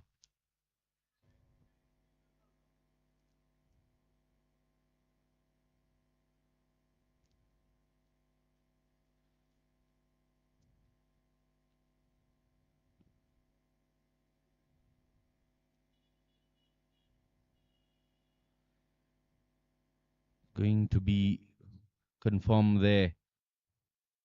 That is what they've appealed for. Was there some bat on it? Very, very close to the bat as the ball went by and into the gloves.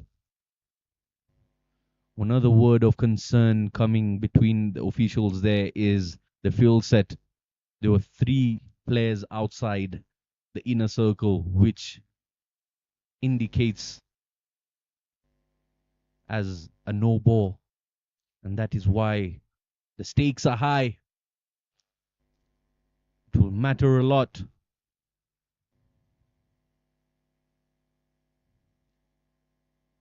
Just having a word out there in the middle.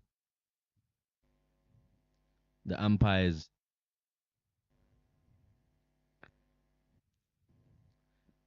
I feel if one player was already outside the circle and it is a no ball, it is fair for the batter to remain in and the umpires can correct their call. Jozo Ange raising the finger there, indicating it was a wicket, it was a caught behind. But let's wait and see. Does she hang on to her decision there, or do they decline the request? And will it be considered as a wicket?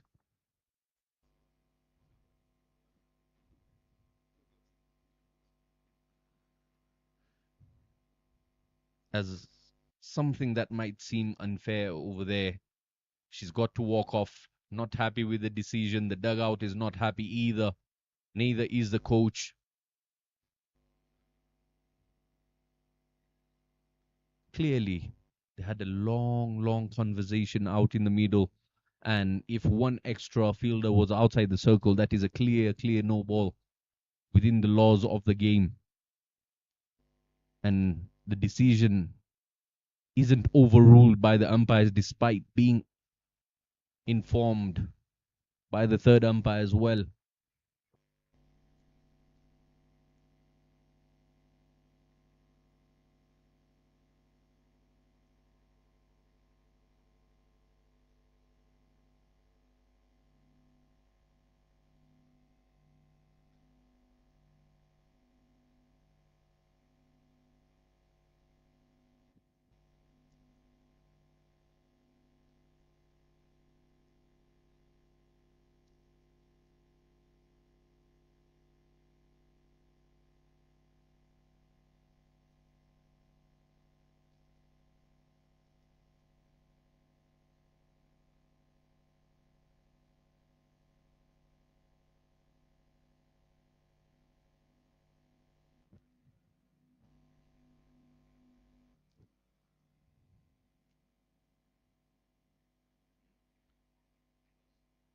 Another dot ball.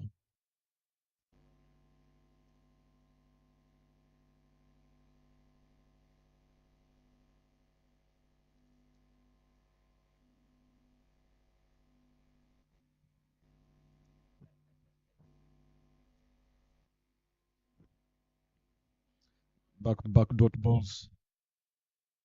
Some good pace. Trying to attack the stumps.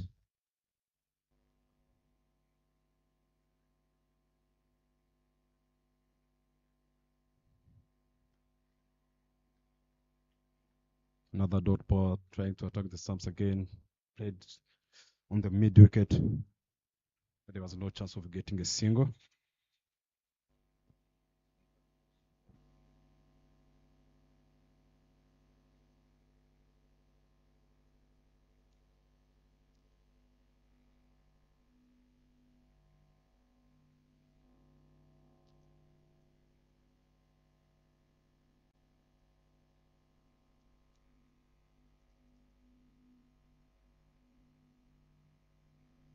Trying to reply fire with fire here.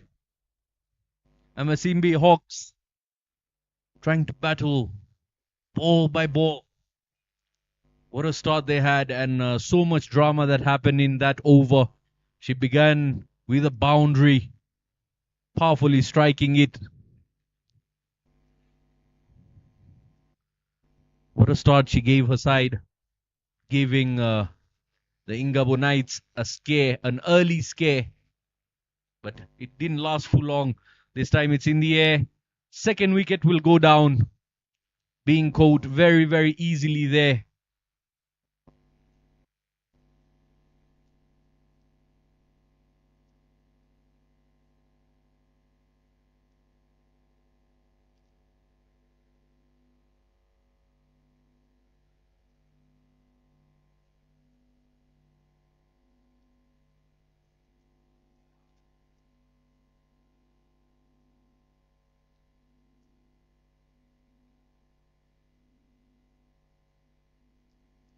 Look at that, just hitting the top edge there, trying to play across the line, ends up giving up a wicket. 13 runs on the board, 2 wickets down. 2 overs have been completed here in the run chase.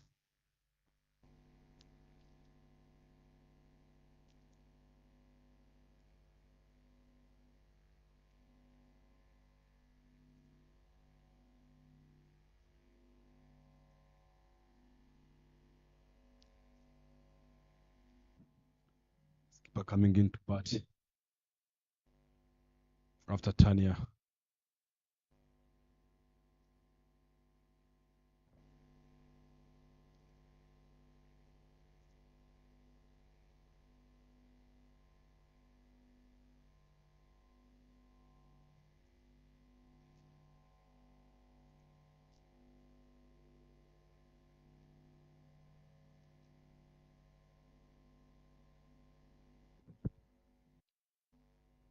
So they do dot ball, both the way of the lie, away with the fourth stump.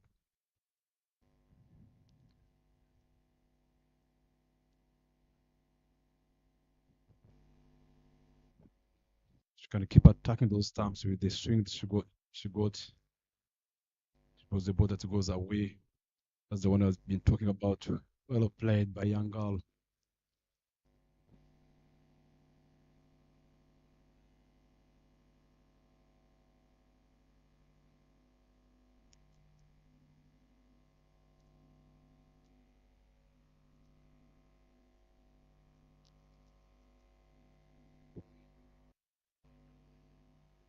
Goes down the leg for a wide there.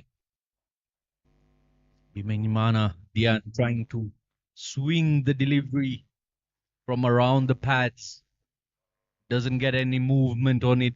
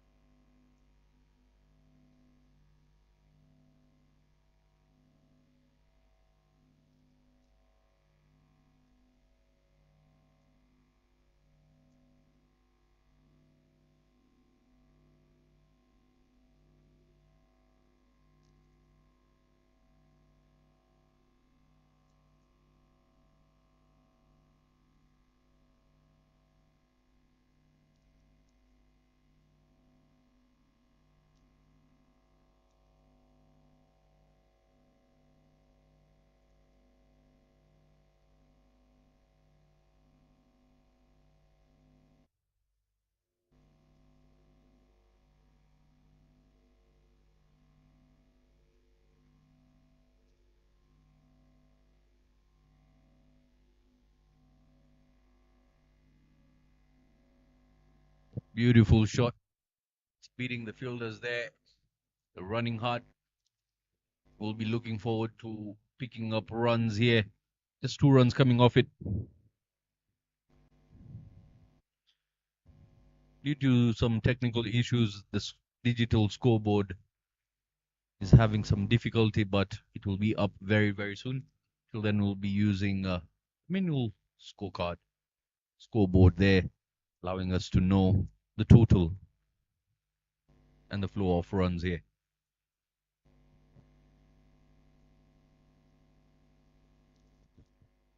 Good effort by the Diani Benjamana.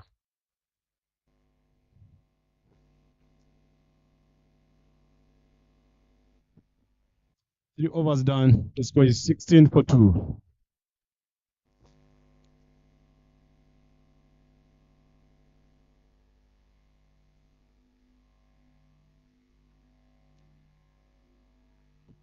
There you have some smiles on the faces of the fans who come to catch some action live here at Gahanga. Plenty of youngsters. The lights have been added to the practice nets as well. For those of you who are very busy during daytime, can always come catch some practice hours in the night as the lights shine bright. The facility is offering plenty of action. It all depends on when you make time to come have a go at it. Swing and a miss there. Loud appeal, but a lone appeal by Murikatete there. Oh, she's fired up. She's just picked 2 wickets in 1 over. And what a wicket she picked. Whichever way you would like to see that wicket, but in the end, the final call was of the umpire.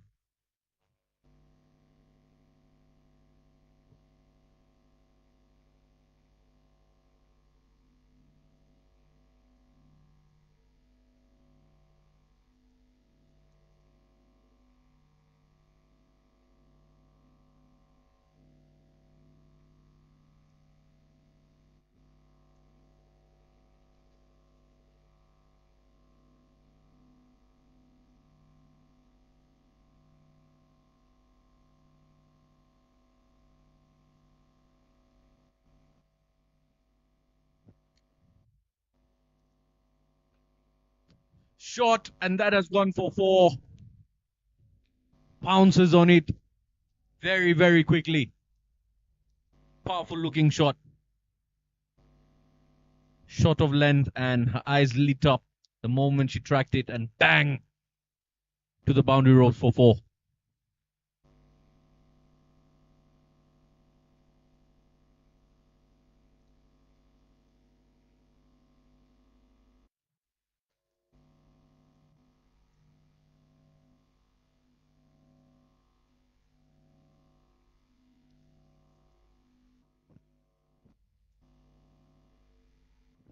It's a battle between 2, Harriet and Beze Mrekatete. Total off stump, there was extra bounce.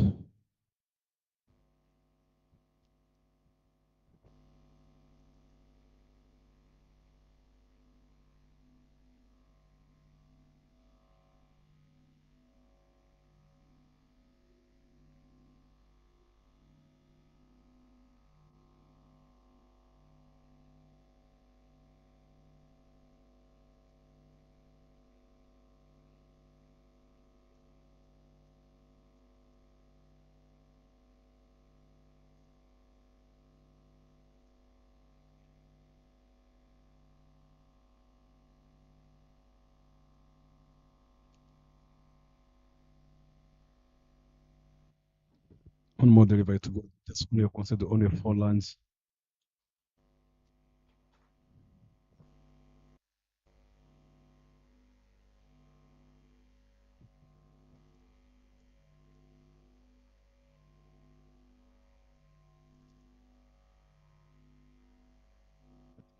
And the over with the white yoker.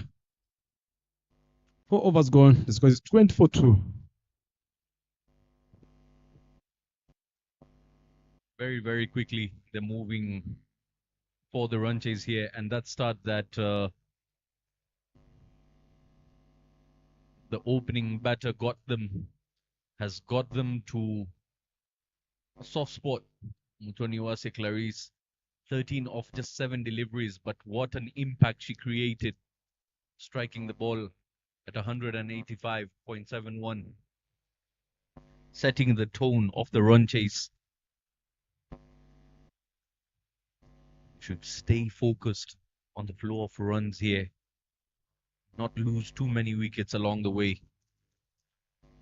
As you can see, the difference between the current run rate and the required run rate is very, very close.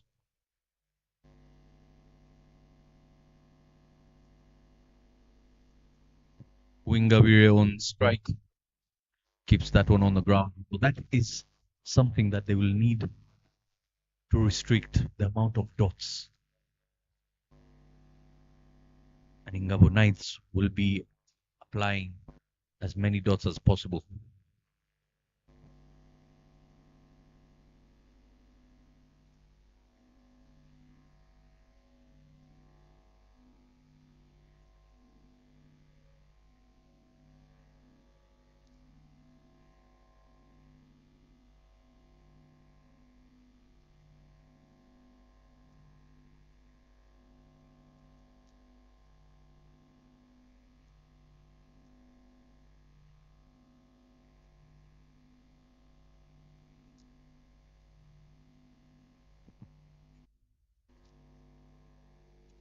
Ten deliveries he's faced.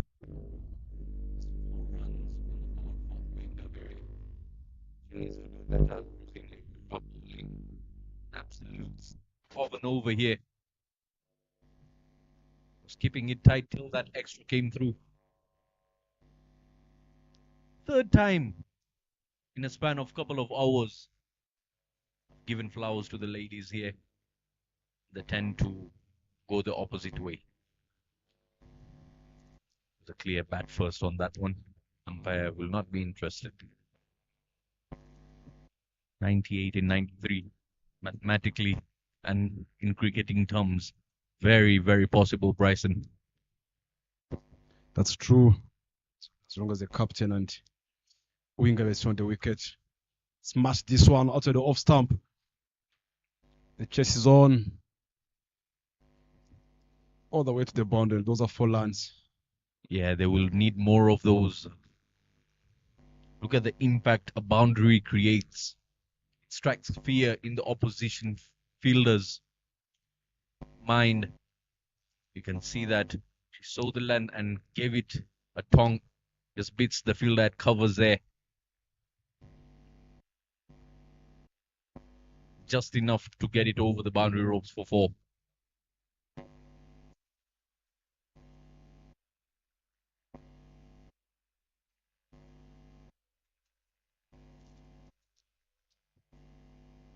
Down the leg for a while. The extras start coming in, the pressure starts building up.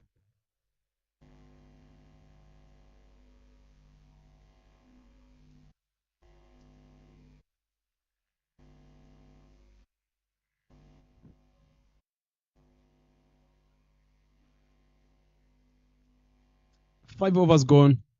28 for 2. You have the beautiful Gahanga, the scenic Gahanga. Just below those trees there is a second game taking place at Gahanga A. Yeah, you can just see on the screen, see the coach of Ingabo moving around with the Zulfat, having a chat, trying to analyze how their players are playing. And see the smile on the face. Defending champions, winning coach.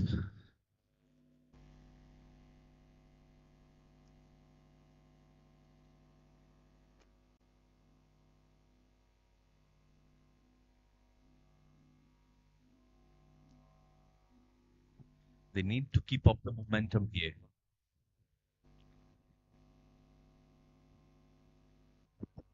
New bowler, Fundamali Joseph. Shimwe Henriette, the captain, is on strike. She needs to make a mark.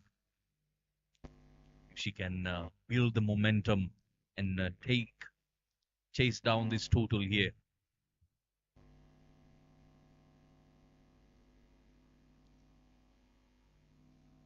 Keeps it on the ground. Shimwe Henriette, MVP on multiple occasions. We get to see an MVP performance by her in this game. Try to go big straight the sweeper. Managed to get a single. Very, very capable and skillful player she is, Ishimwe.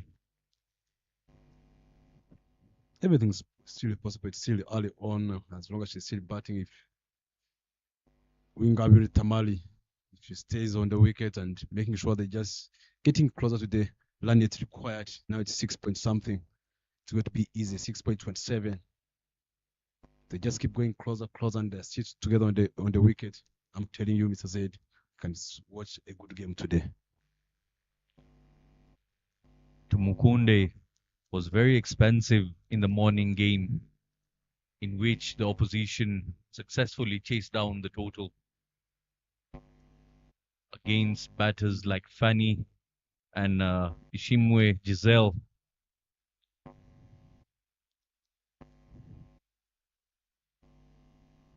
"30 runs on board now. 3 more deliveries left of the power play.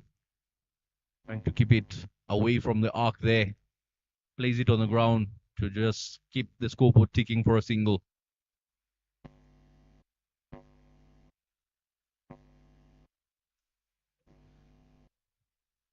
Sun has come off. The weather has cooled down, Mr. Bryson.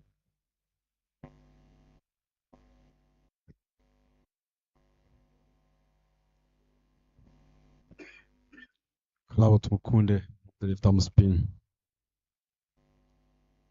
Swing and miss. Look Well- how far wide of off stump she's bowling there, Bryson. Trying to keep it away from the arc of the batters.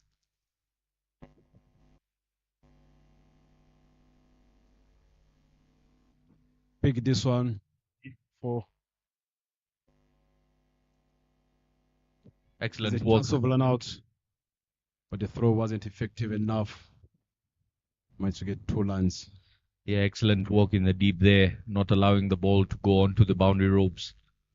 Power play done. 33 runs on board for the loss of 2 wickets. She just needs to settle herself down. She can catch up to her strike rate. She's capable of doing that. We've seen that plenty of times. There is the indication by the on-field umpire. End of the power play. Now the field will be spread out, and it will be interesting to see what sort of field set do Ingabo Knights go with, trying to force Masimi Hawks to look for those singles.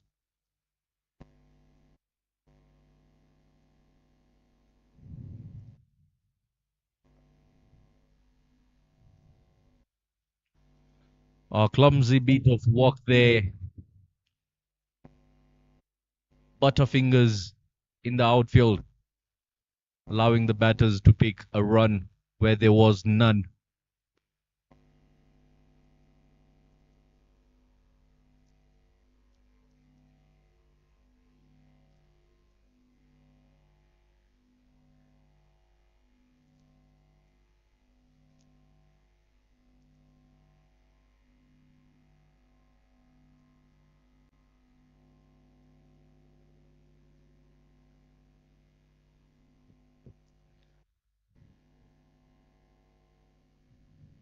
"87 in 83. At the moment, it looks very, very close. 2 big overs here can completely change dimension of the game. And that play there on your screens, Ishimwe Henriette, is more than capable of doing that. She has to go through some quality bowling here by the captain and the other captain, who's also the captain of the national side, Dian Bimenyimana.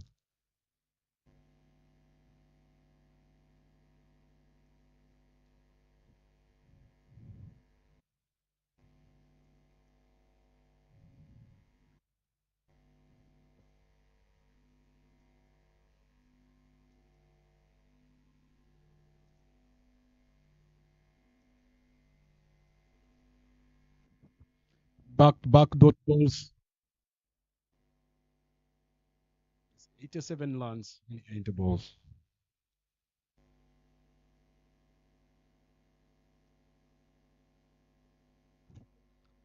Try to go big. There was slope there.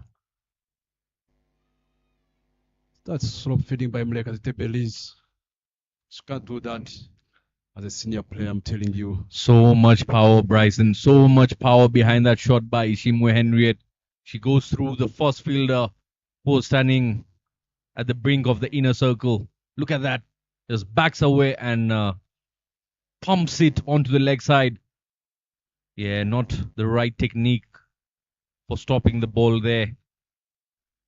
Much needed boundary that. This time she backs away and hits it to covers.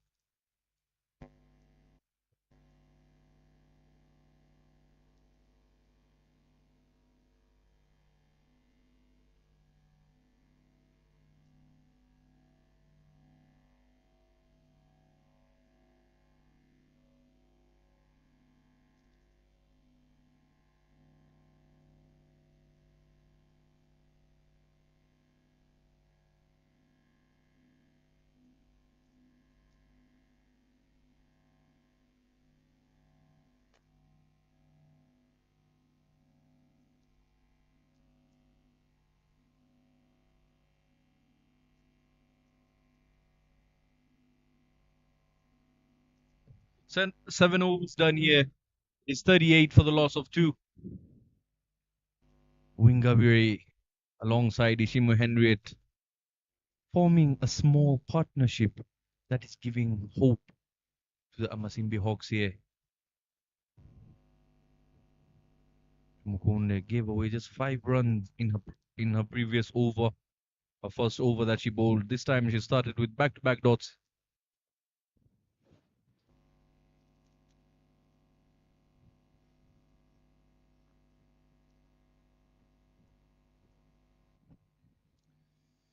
Three dot balls already.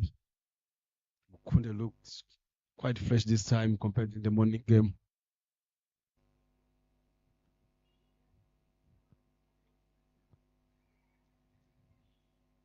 Four dot balls again.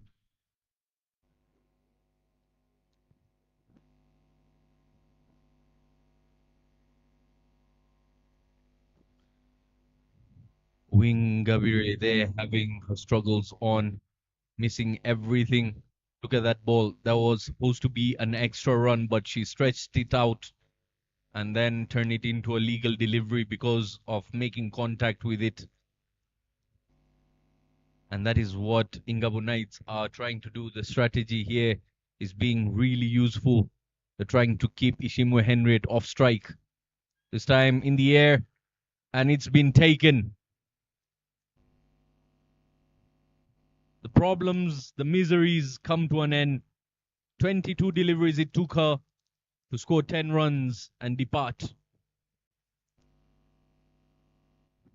That's a brilliant catch diving forward by Belize Mulekatete after donating that boundary. Now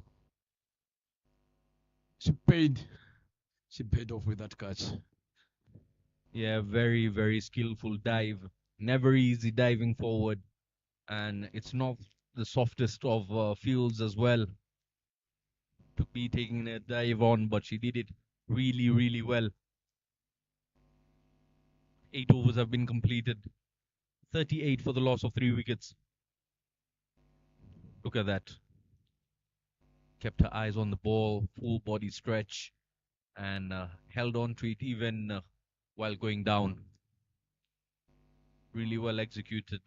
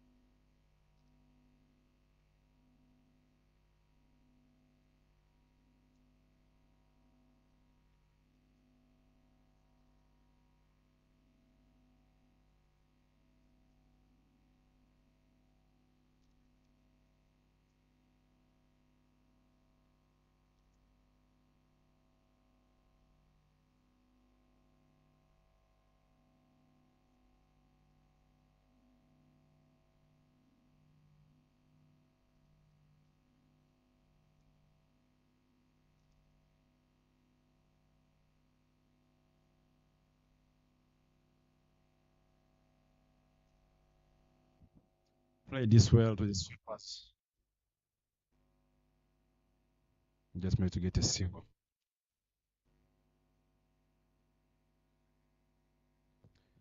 Bryson, back in your playing days when you had such a condition where you're supposed to chase it down, how did you keep yourself going with the runs here? What was the mindset like? Take us through that. The big thing was just know that it's required. If you know what you're chasing, then you know what you're supposed to do, and just having a discussion with your partner. This is what we need. These are the balls to attack. Make sure that we don't face a lot of dot balls. As long as you're getting closer, swing and miss. As long as you're getting closer to the net required, you're in the business. Yeah, such a young performer we see there. Manzi with one of the longest run-ups for bowling off spin. Loud appeal and the finger gets raised. Saba has got to depart. Look at the celebrations. Look at the joy on the face of the youngster there. She gets lost in the huddle there.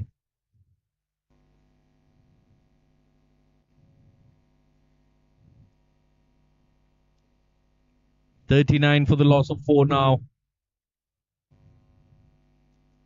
The wickets now tumbling.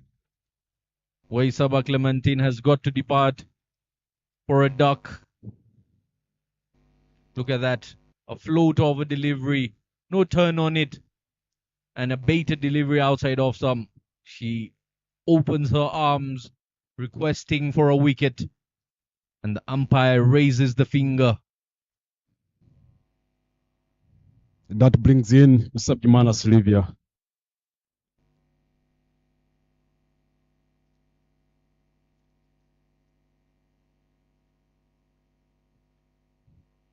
And again, the likes of Singmue Henriette just standing on the opposite end in agony. Look at that, plays it off the back foot. Very little control behind the shots here. They don't look too comfortable having the bat in their hands, Bryson. Plenty of guesswork being done here by the batters.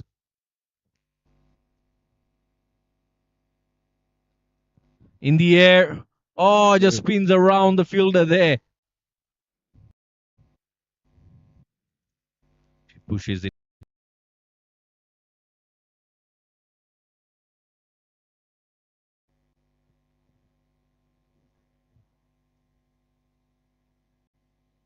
Nine overs gone.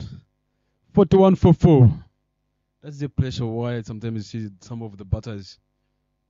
If you look at the intent, if you coming into bat and the wickets are falling on your side, sometimes the pressure is coming back to you as a non-striker. You just need to make sure that you keep that positive momentum. Whoever comes, try to build that positive mindset. Yeah, just before the women's elite tournament, there was for the youngsters, the girls. Please tell us about that tournament and how it is helping to shape the development of women's cricket here in a land of 1,000 hills.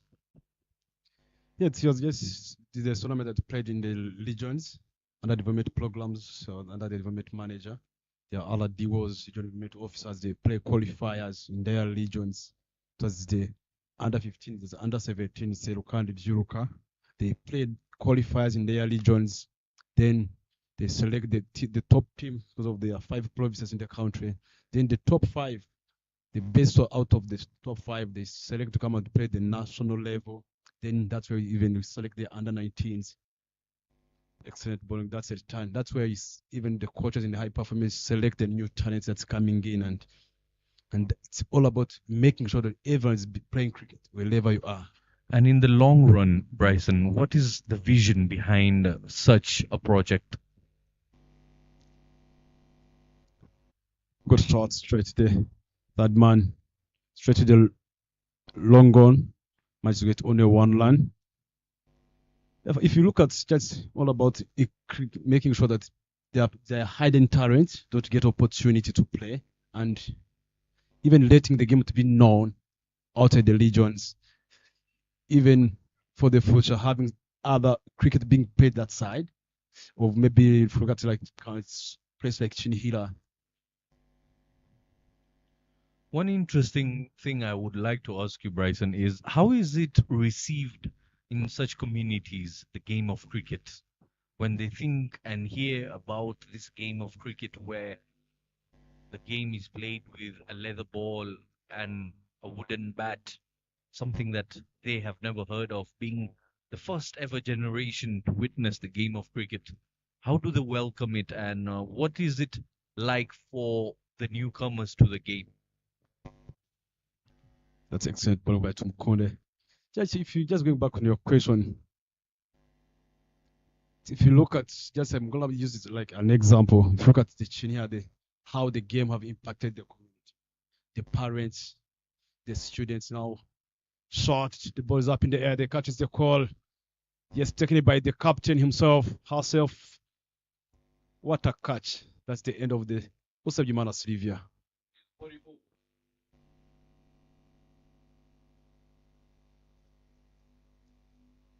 Of her third over to Mukunde. Half of the side is back into the dugout. What will the remaining half do? 77 is what is needed.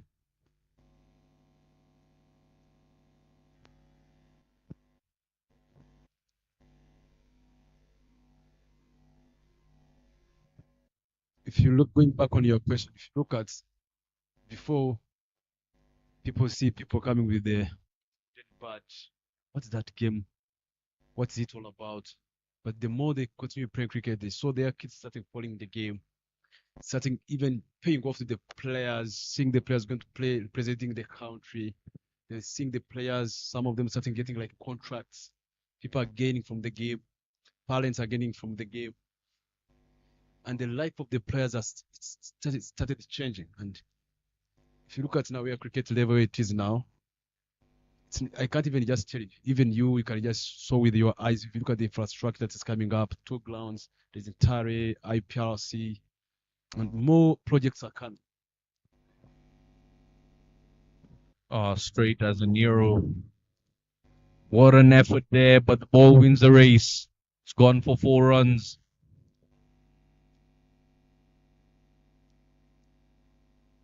The captain of the national side, Yan Vimenyimana, gives it a chase, but such great timing behind that shot. Oh, times it like a Swiss watch.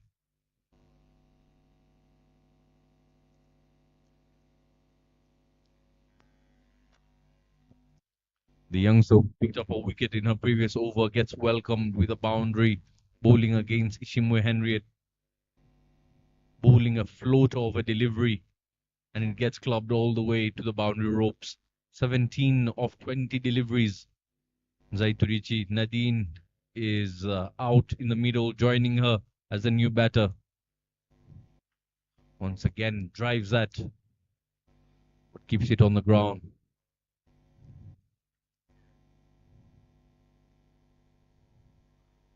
Excellent running this by Nzai Turichi. Being selfless and running back to acquire 2 runs there, giving the strike to her partner, Ishimwe.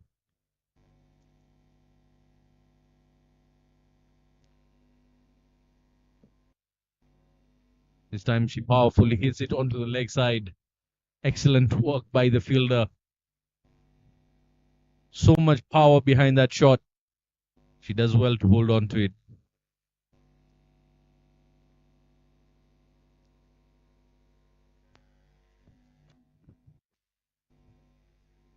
Plays it to Dian at long on. So how good it is to see that young girl carrier bowling to Harriet. Harriet always they used to go and coach them back then at their region at Indela.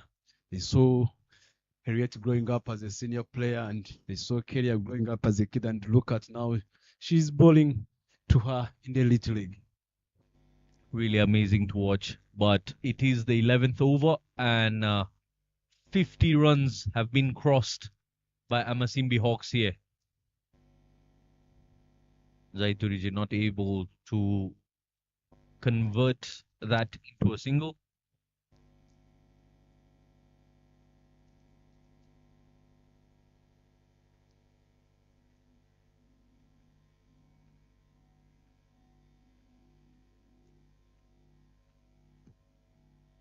Clubs it in the air over the infield that will go to the boundary ropes for four with very, very easily.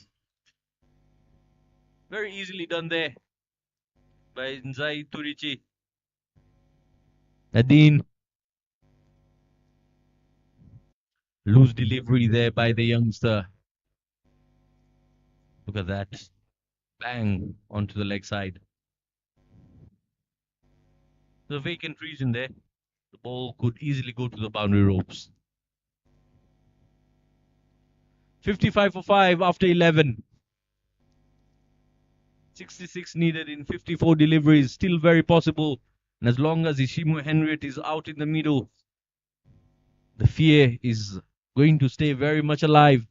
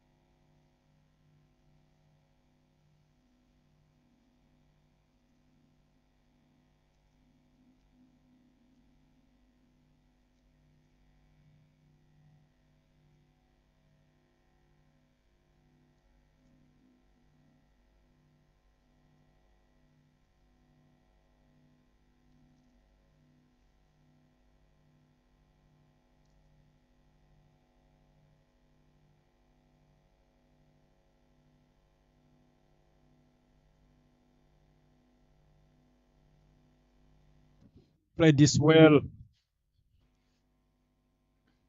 Excellent running between the wickets. Managed to get two lands as the weather is not looking quite well. Shim is still on the strike, making sure keeps Nathan hit ahead. Ilera Rosin.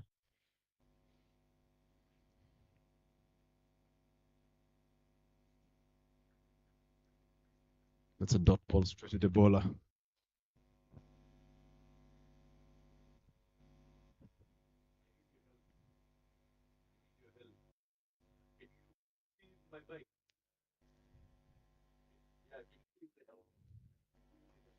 Played this well hard, straight the sweeper, straight the bellies where she is. The call was two, but they managed to get only one run. These have got a good arm.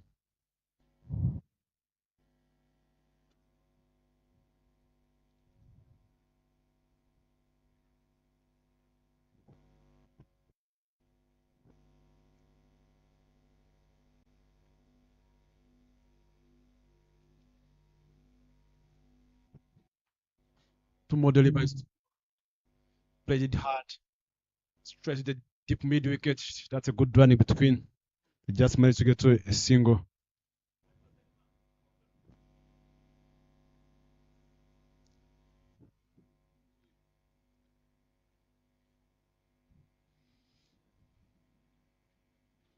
I see the grounds people learning to the covers to make sure they can manage. The weather here is changing quickly. The rain starts coming slowly. And we're one more delivery to go. Played it hard, straight. To the sweepers. The lane is coming down now. I can see the players starting working off outside the field.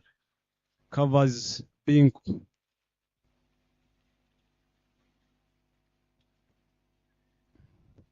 The covers are being brought in very, very quickly as A heavy downpour starts here at Gahanga. Unpredictable showers. It's been super, super hot lately, and now the heavens have opened up.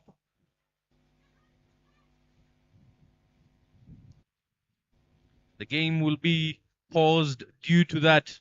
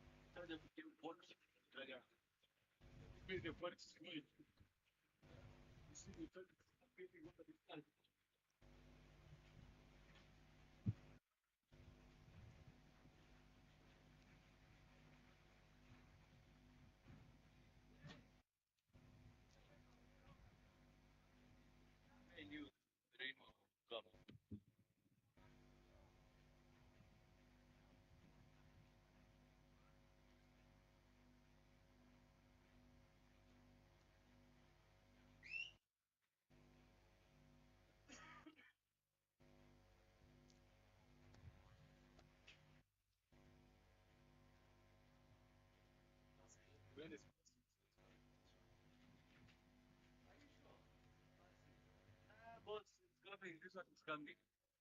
This one is going to come. Wait. You see how dark that place is? Do you see it clearing that side? If that side is not clear, how do you think this will be clear? And this is something that was loading for a very long time.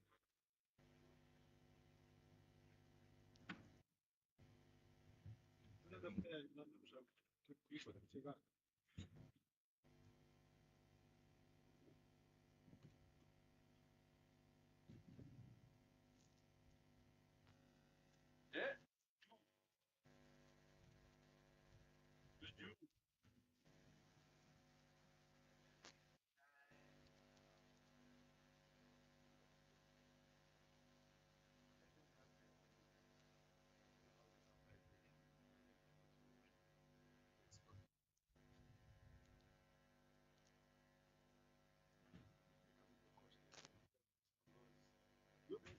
Fine, but applying properly.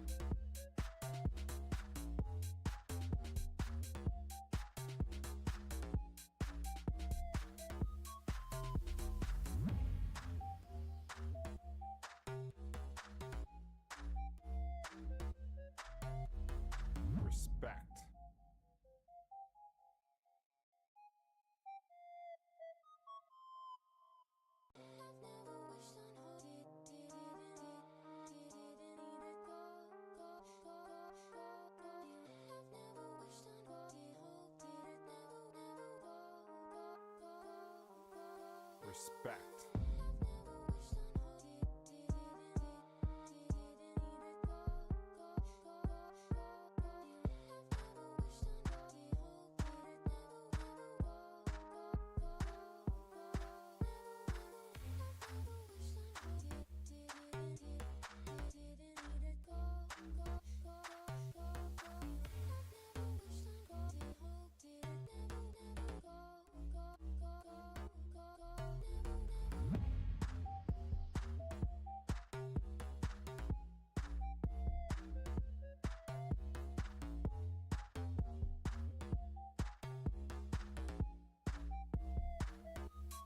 Respect.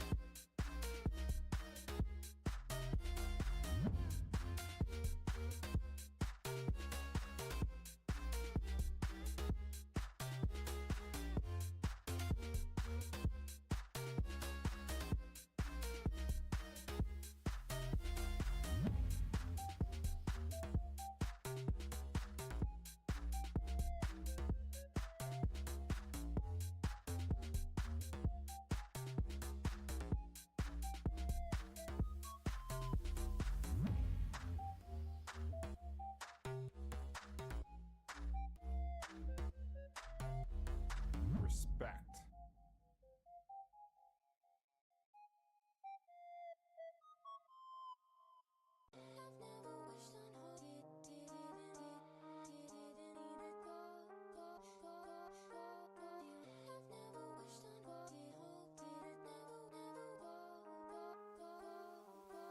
Respect.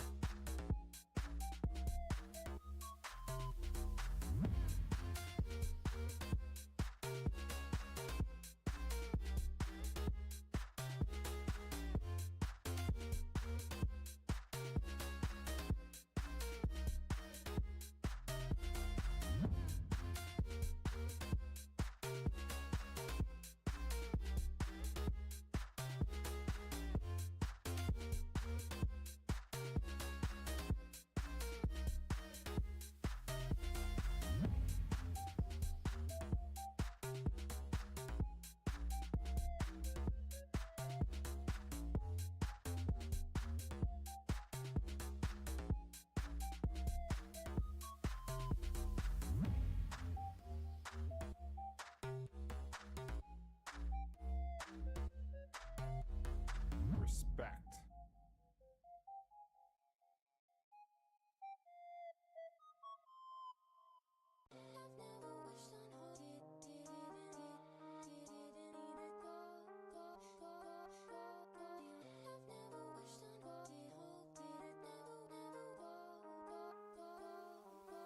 Respect.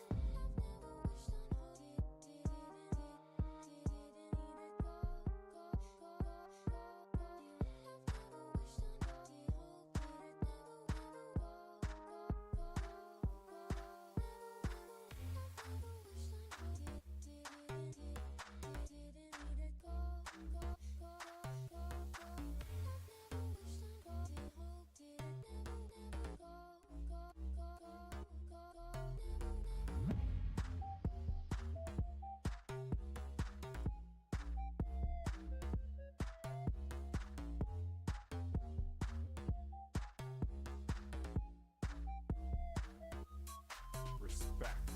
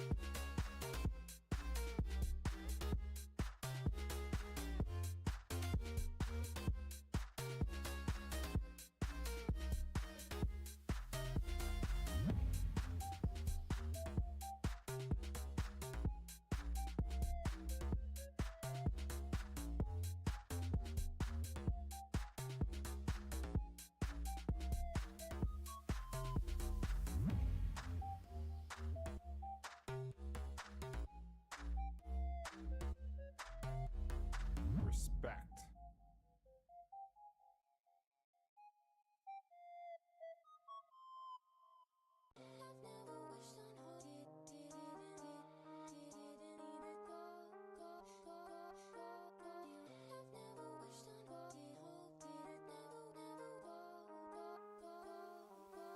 Respect.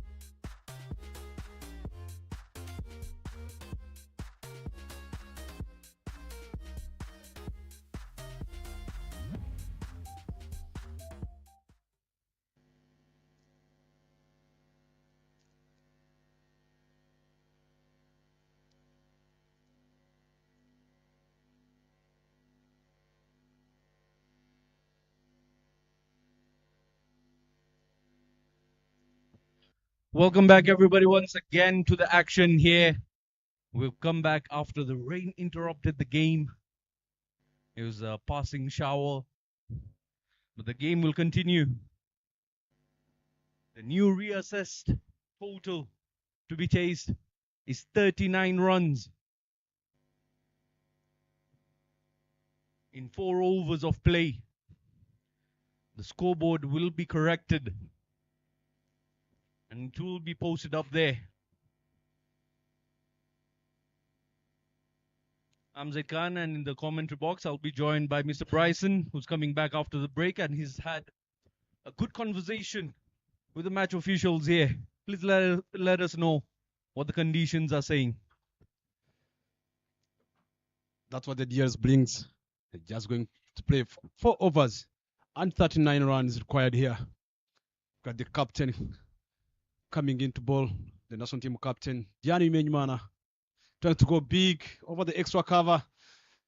Now it's all about getting twos and ones. There's a communication between the wickets. There's a run-out chance. Run out it will be. The finger will be raised. A desperate attempt to come back for a double. And they lose a wicket.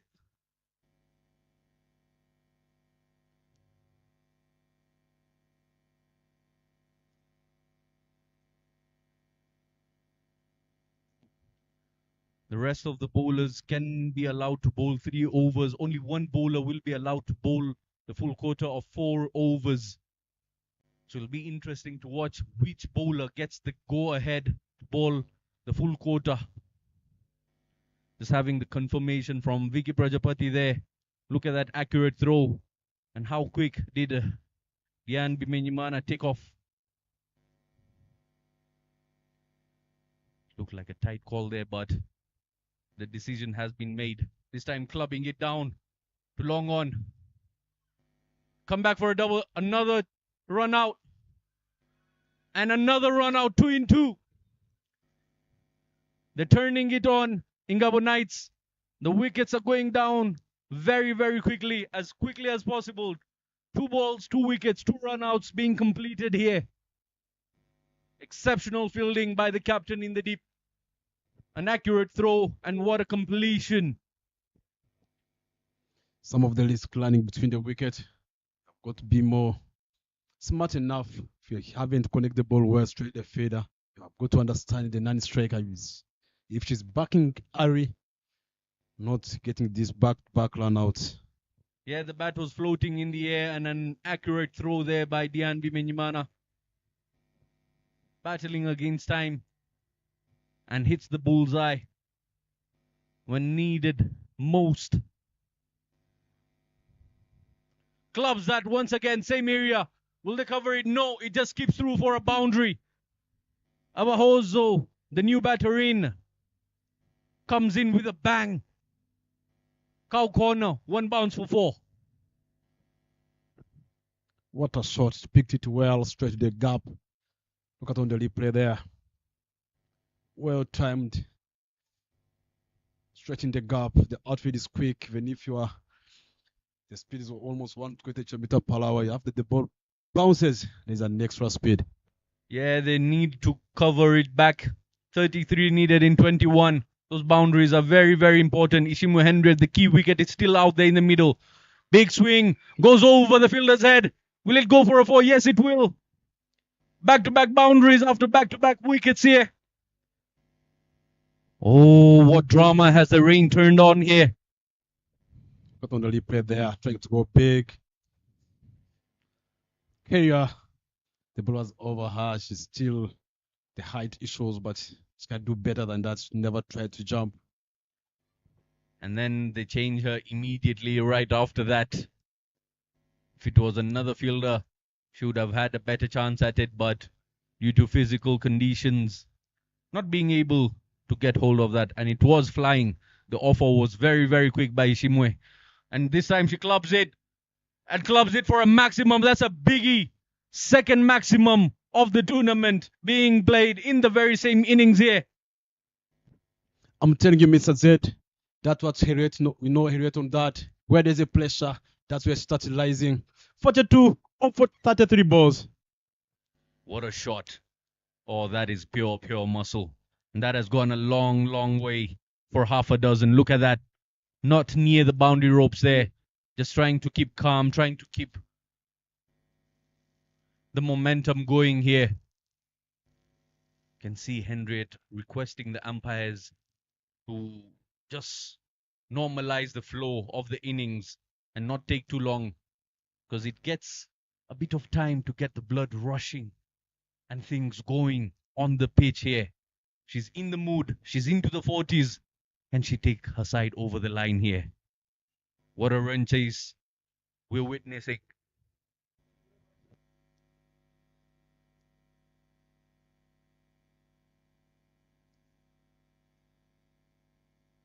Strikes it powerfully once again. We'll have to settle for just one run. Very, very well done there by Ishimwe. She understands it was the final delivery of the over. She has to keep the strike. And that is what a smart batter does out in the middle. A responsible batter. 79 for the loss of 7 wickets now. 22 needed in 18. It's going neck to neck. Oh, what a game we have on hand. Courtesy of Dufferbet, our proud sponsors alongside Sportswalks and Ronda Cricket Association, of course. Did you ever think this game was going to be turning out this way? Bryson, look at that warm shooting very, very high from over number 12 to over number 13. Those are the power of getting a boundaries. You can see Speedy Star, Mulekata Bellies coming into ball. We saw the game in the morning, the way she attacked. Henriette Shimwe, now it's back. You attacked me, you're gonna pay. Let us see what might happen here. I've got a feeling here, Bryson. I've got a feeling she's going to go hard at Belize Morikatete. She's picked 2 wickets already. She's given away just 8 runs in 2 overs. But those figures can be destroyed very, very quickly. That's just the nature of T20 cricket. Pure entertainment. The gush of blood rolling through the veins of Ishimwe Henriette there as she stands on 43 of 34 deliveries. And Gaze is going to start bowling a lot of slow balls. If you got this short fine length, third man is inside. I'm telling you, that is such a big wicket. Bowls a slower one and outfoxes Ishimwe Henriette. She was always going to go for a big shot, ends up getting too excited, gets the upper half of the bat and has got to depart. Disappointed with that, but rejoice and celebrations for Ingabo Knights. That was such a scare for them having Ishimwe. I told you the curse of 40s is very, very real here at Gahanga. Look at that, swinging for the heavens. And she doesn't connect that sweet enough.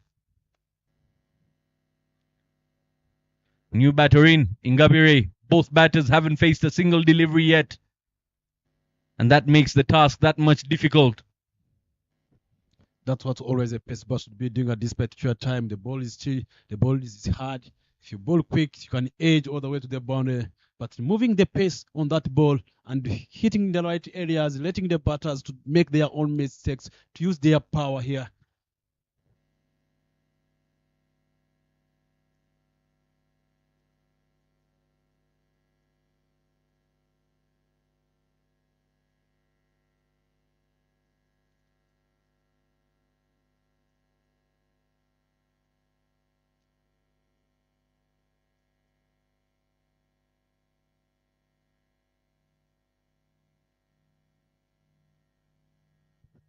That's Ingabile, the young sister of Henriette Shimwe.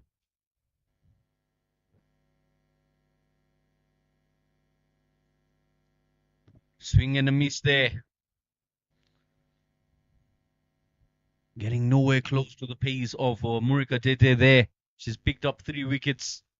Quality bowling. This has been by the big quick bowler of Ingabo Knights. What a game. What a game we've had this afternoon, Bryson. The required run rate is nearly shooting over the ceiling now. Knocks her over. Wicket number 4 for just 8 runs. Murekatete can do nothing wrong at the moment. Making an impact is the impact player. Bring the right person at the right time. It's what he told me on the first day. You do your job, I do my job. You do your job. Yeah, Mr. Simon Sisazi, all the way from Uganda, in a very famous interview said, job is job. I do my job, you do your job. Because job is job. And Murekatete there doing her job. Picking the wickets when it matters the most. And just holding the grip tighter upon the collars of Masimi Hawks at the moment. The Ingabo Knights are looking solid. I'm going to see her taking the 5 wickets today. Most possibly, as the night watchman has walked out the final wicket, the final nail in the coffin. Oh, nearly. She was trying to nail that Yorker. Chance of a run out. Oh, and she misses. It was a direct hit. I beg your pardon. The game is done. Bullseye by Dian Bimenyimana. The game is over.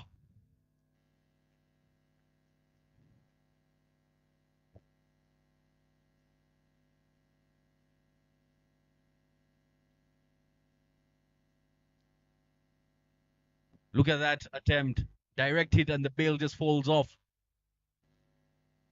Celebration dance there by Dian Bimenyimana. What a victory. What a game we've had. 79 all out. Ingabo Knights winning by 21 runs. The match was reduced to 16 overs. The target of 120 was reduced down to 101. There we have the scorecard. 13 off 7. Mutoni Wasiklaris had a powerful start. 10 off 22. Winga Tamas, 1 boundary to her name. 43 of 35. Yushimu Henry, the captain, playing a massive role with 5 boundaries and 1 maximum, striking it at 122. Zaituri Nadine, 5 of 3. And then a bundle of ducks at the very end. Only 4 extras being provided there. Economy being the most expensive was Bimenyimana Meridian. 29 runs she gave away, didn't pick a wicket, but 4 wickets to the name of Murekatete Belize, who's been exceptional in this innings with an economy of 3. And also Tumukunde Marie Josepha applying pressure from the opposite end as she picked 2 wickets with an economy of 2.67. 13.4 overs is all it took to wrap up the innings here. 79 all out. We'll soon be going on to the proceedings of the post-match presentations with my co-commentator, Mr. Bryson. Catch you soon for further more action into the Elite Women's League 2025. Signing out is Zaid Khan.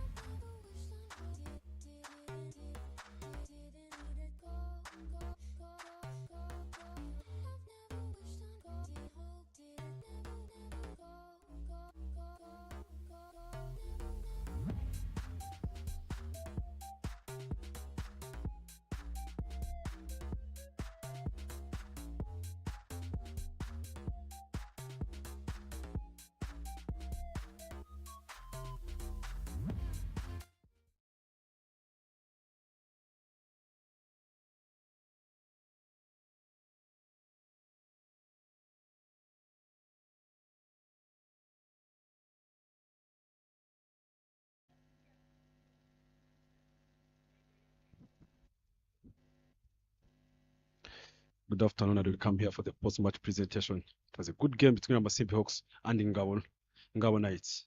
Masimi won the toss and decided to have a ball first. Ingabo Knights managed to score 120 runs. The jotted deal when they are coming to chase, the game was reduced to 16 overs. They were quite Masimi were asked to score 101, but things they did to go on their way. Ingabo won by 21 runs. I'd like to talk to the losing captain of Masimi Hawks. Shimwe, you won the toss. You asked Ingabo Knights to have a bat first. They scored 120. Take her through what went wrong. What do you think we are going to do better when you get a chance again? I think what can I say is our bowlers they bowled well, but on the bottom side, that's where we lost the game. We didn't have the players who can take responsibilities until to the last overs. That's all from captain. Hard luck and take a rest as you're going for break, and all the best the next game. You'd like to talk to the winning captain?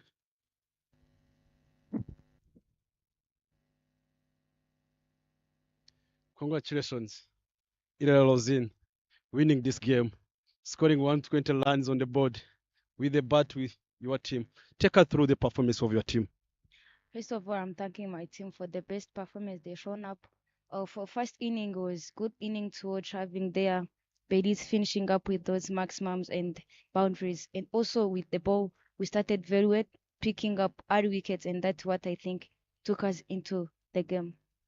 When the officials said 4 overs, they were looking for the 39 runs. What came in when Hilliet was on fire, that over Captain Diane, what was going through in your mind as a captain? So what I thought the game is still on, and we know one ball can take someone out. Though she was dominating, but I still trusted my bowlers, and Baileys made it happen. That's all from you, and congratulations, Ayaz, you are getting a rest. Thank you so much. See you next weekend. That's all from the winning captain. We are going to for the special moment. The player of the match, I've got 2 contestants. I've got Hilliet Shimwe, who scored 43 runs, took 1 wicket, and she scored 34 runs. But the player of the match goes to someone who scored 42 runs off 28 balls, 2.4 overs, 8 runs, 4 wickets. Murekatete Baileys. Someone turned over the trophy is our third umpire, Vicky Plajapat.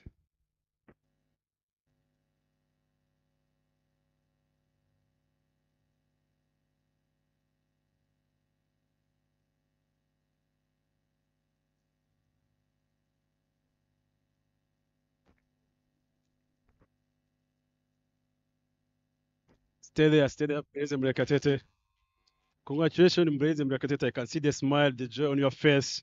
Take her through your performance with the bat, taking on Harriet Singh on the last over, scoring 43 runs off 28 balls. Take her through your batting.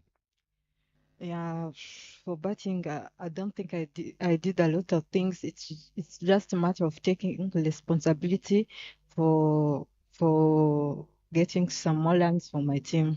Yeah, that's the only things I did. Yeah. But coming in to bowl, defending 18 runs in 3 overs, and Harriet, which was on the fire. I saw you bring some slow ball. What was the plan? When you take that wicket over Harriet, she was on the fire. What was going through your mind when the captain gave you a chance, calling you, come and bowl, trusting you with such a kind of a pressure moment? All I know for myself, everyone knows if I come to bowl on that time, everyone is thinking like they are going to edge my ball, but today I managed to bowl some straw balls and I get it right. So yeah. Thank you so much, Baileys Murekatete. That's all from Baileys Murekatete. That's all from here in the middle. Ingabo won by 21 runs. Stay tuned the next week as you are coming back for the next day for Women's Elite League.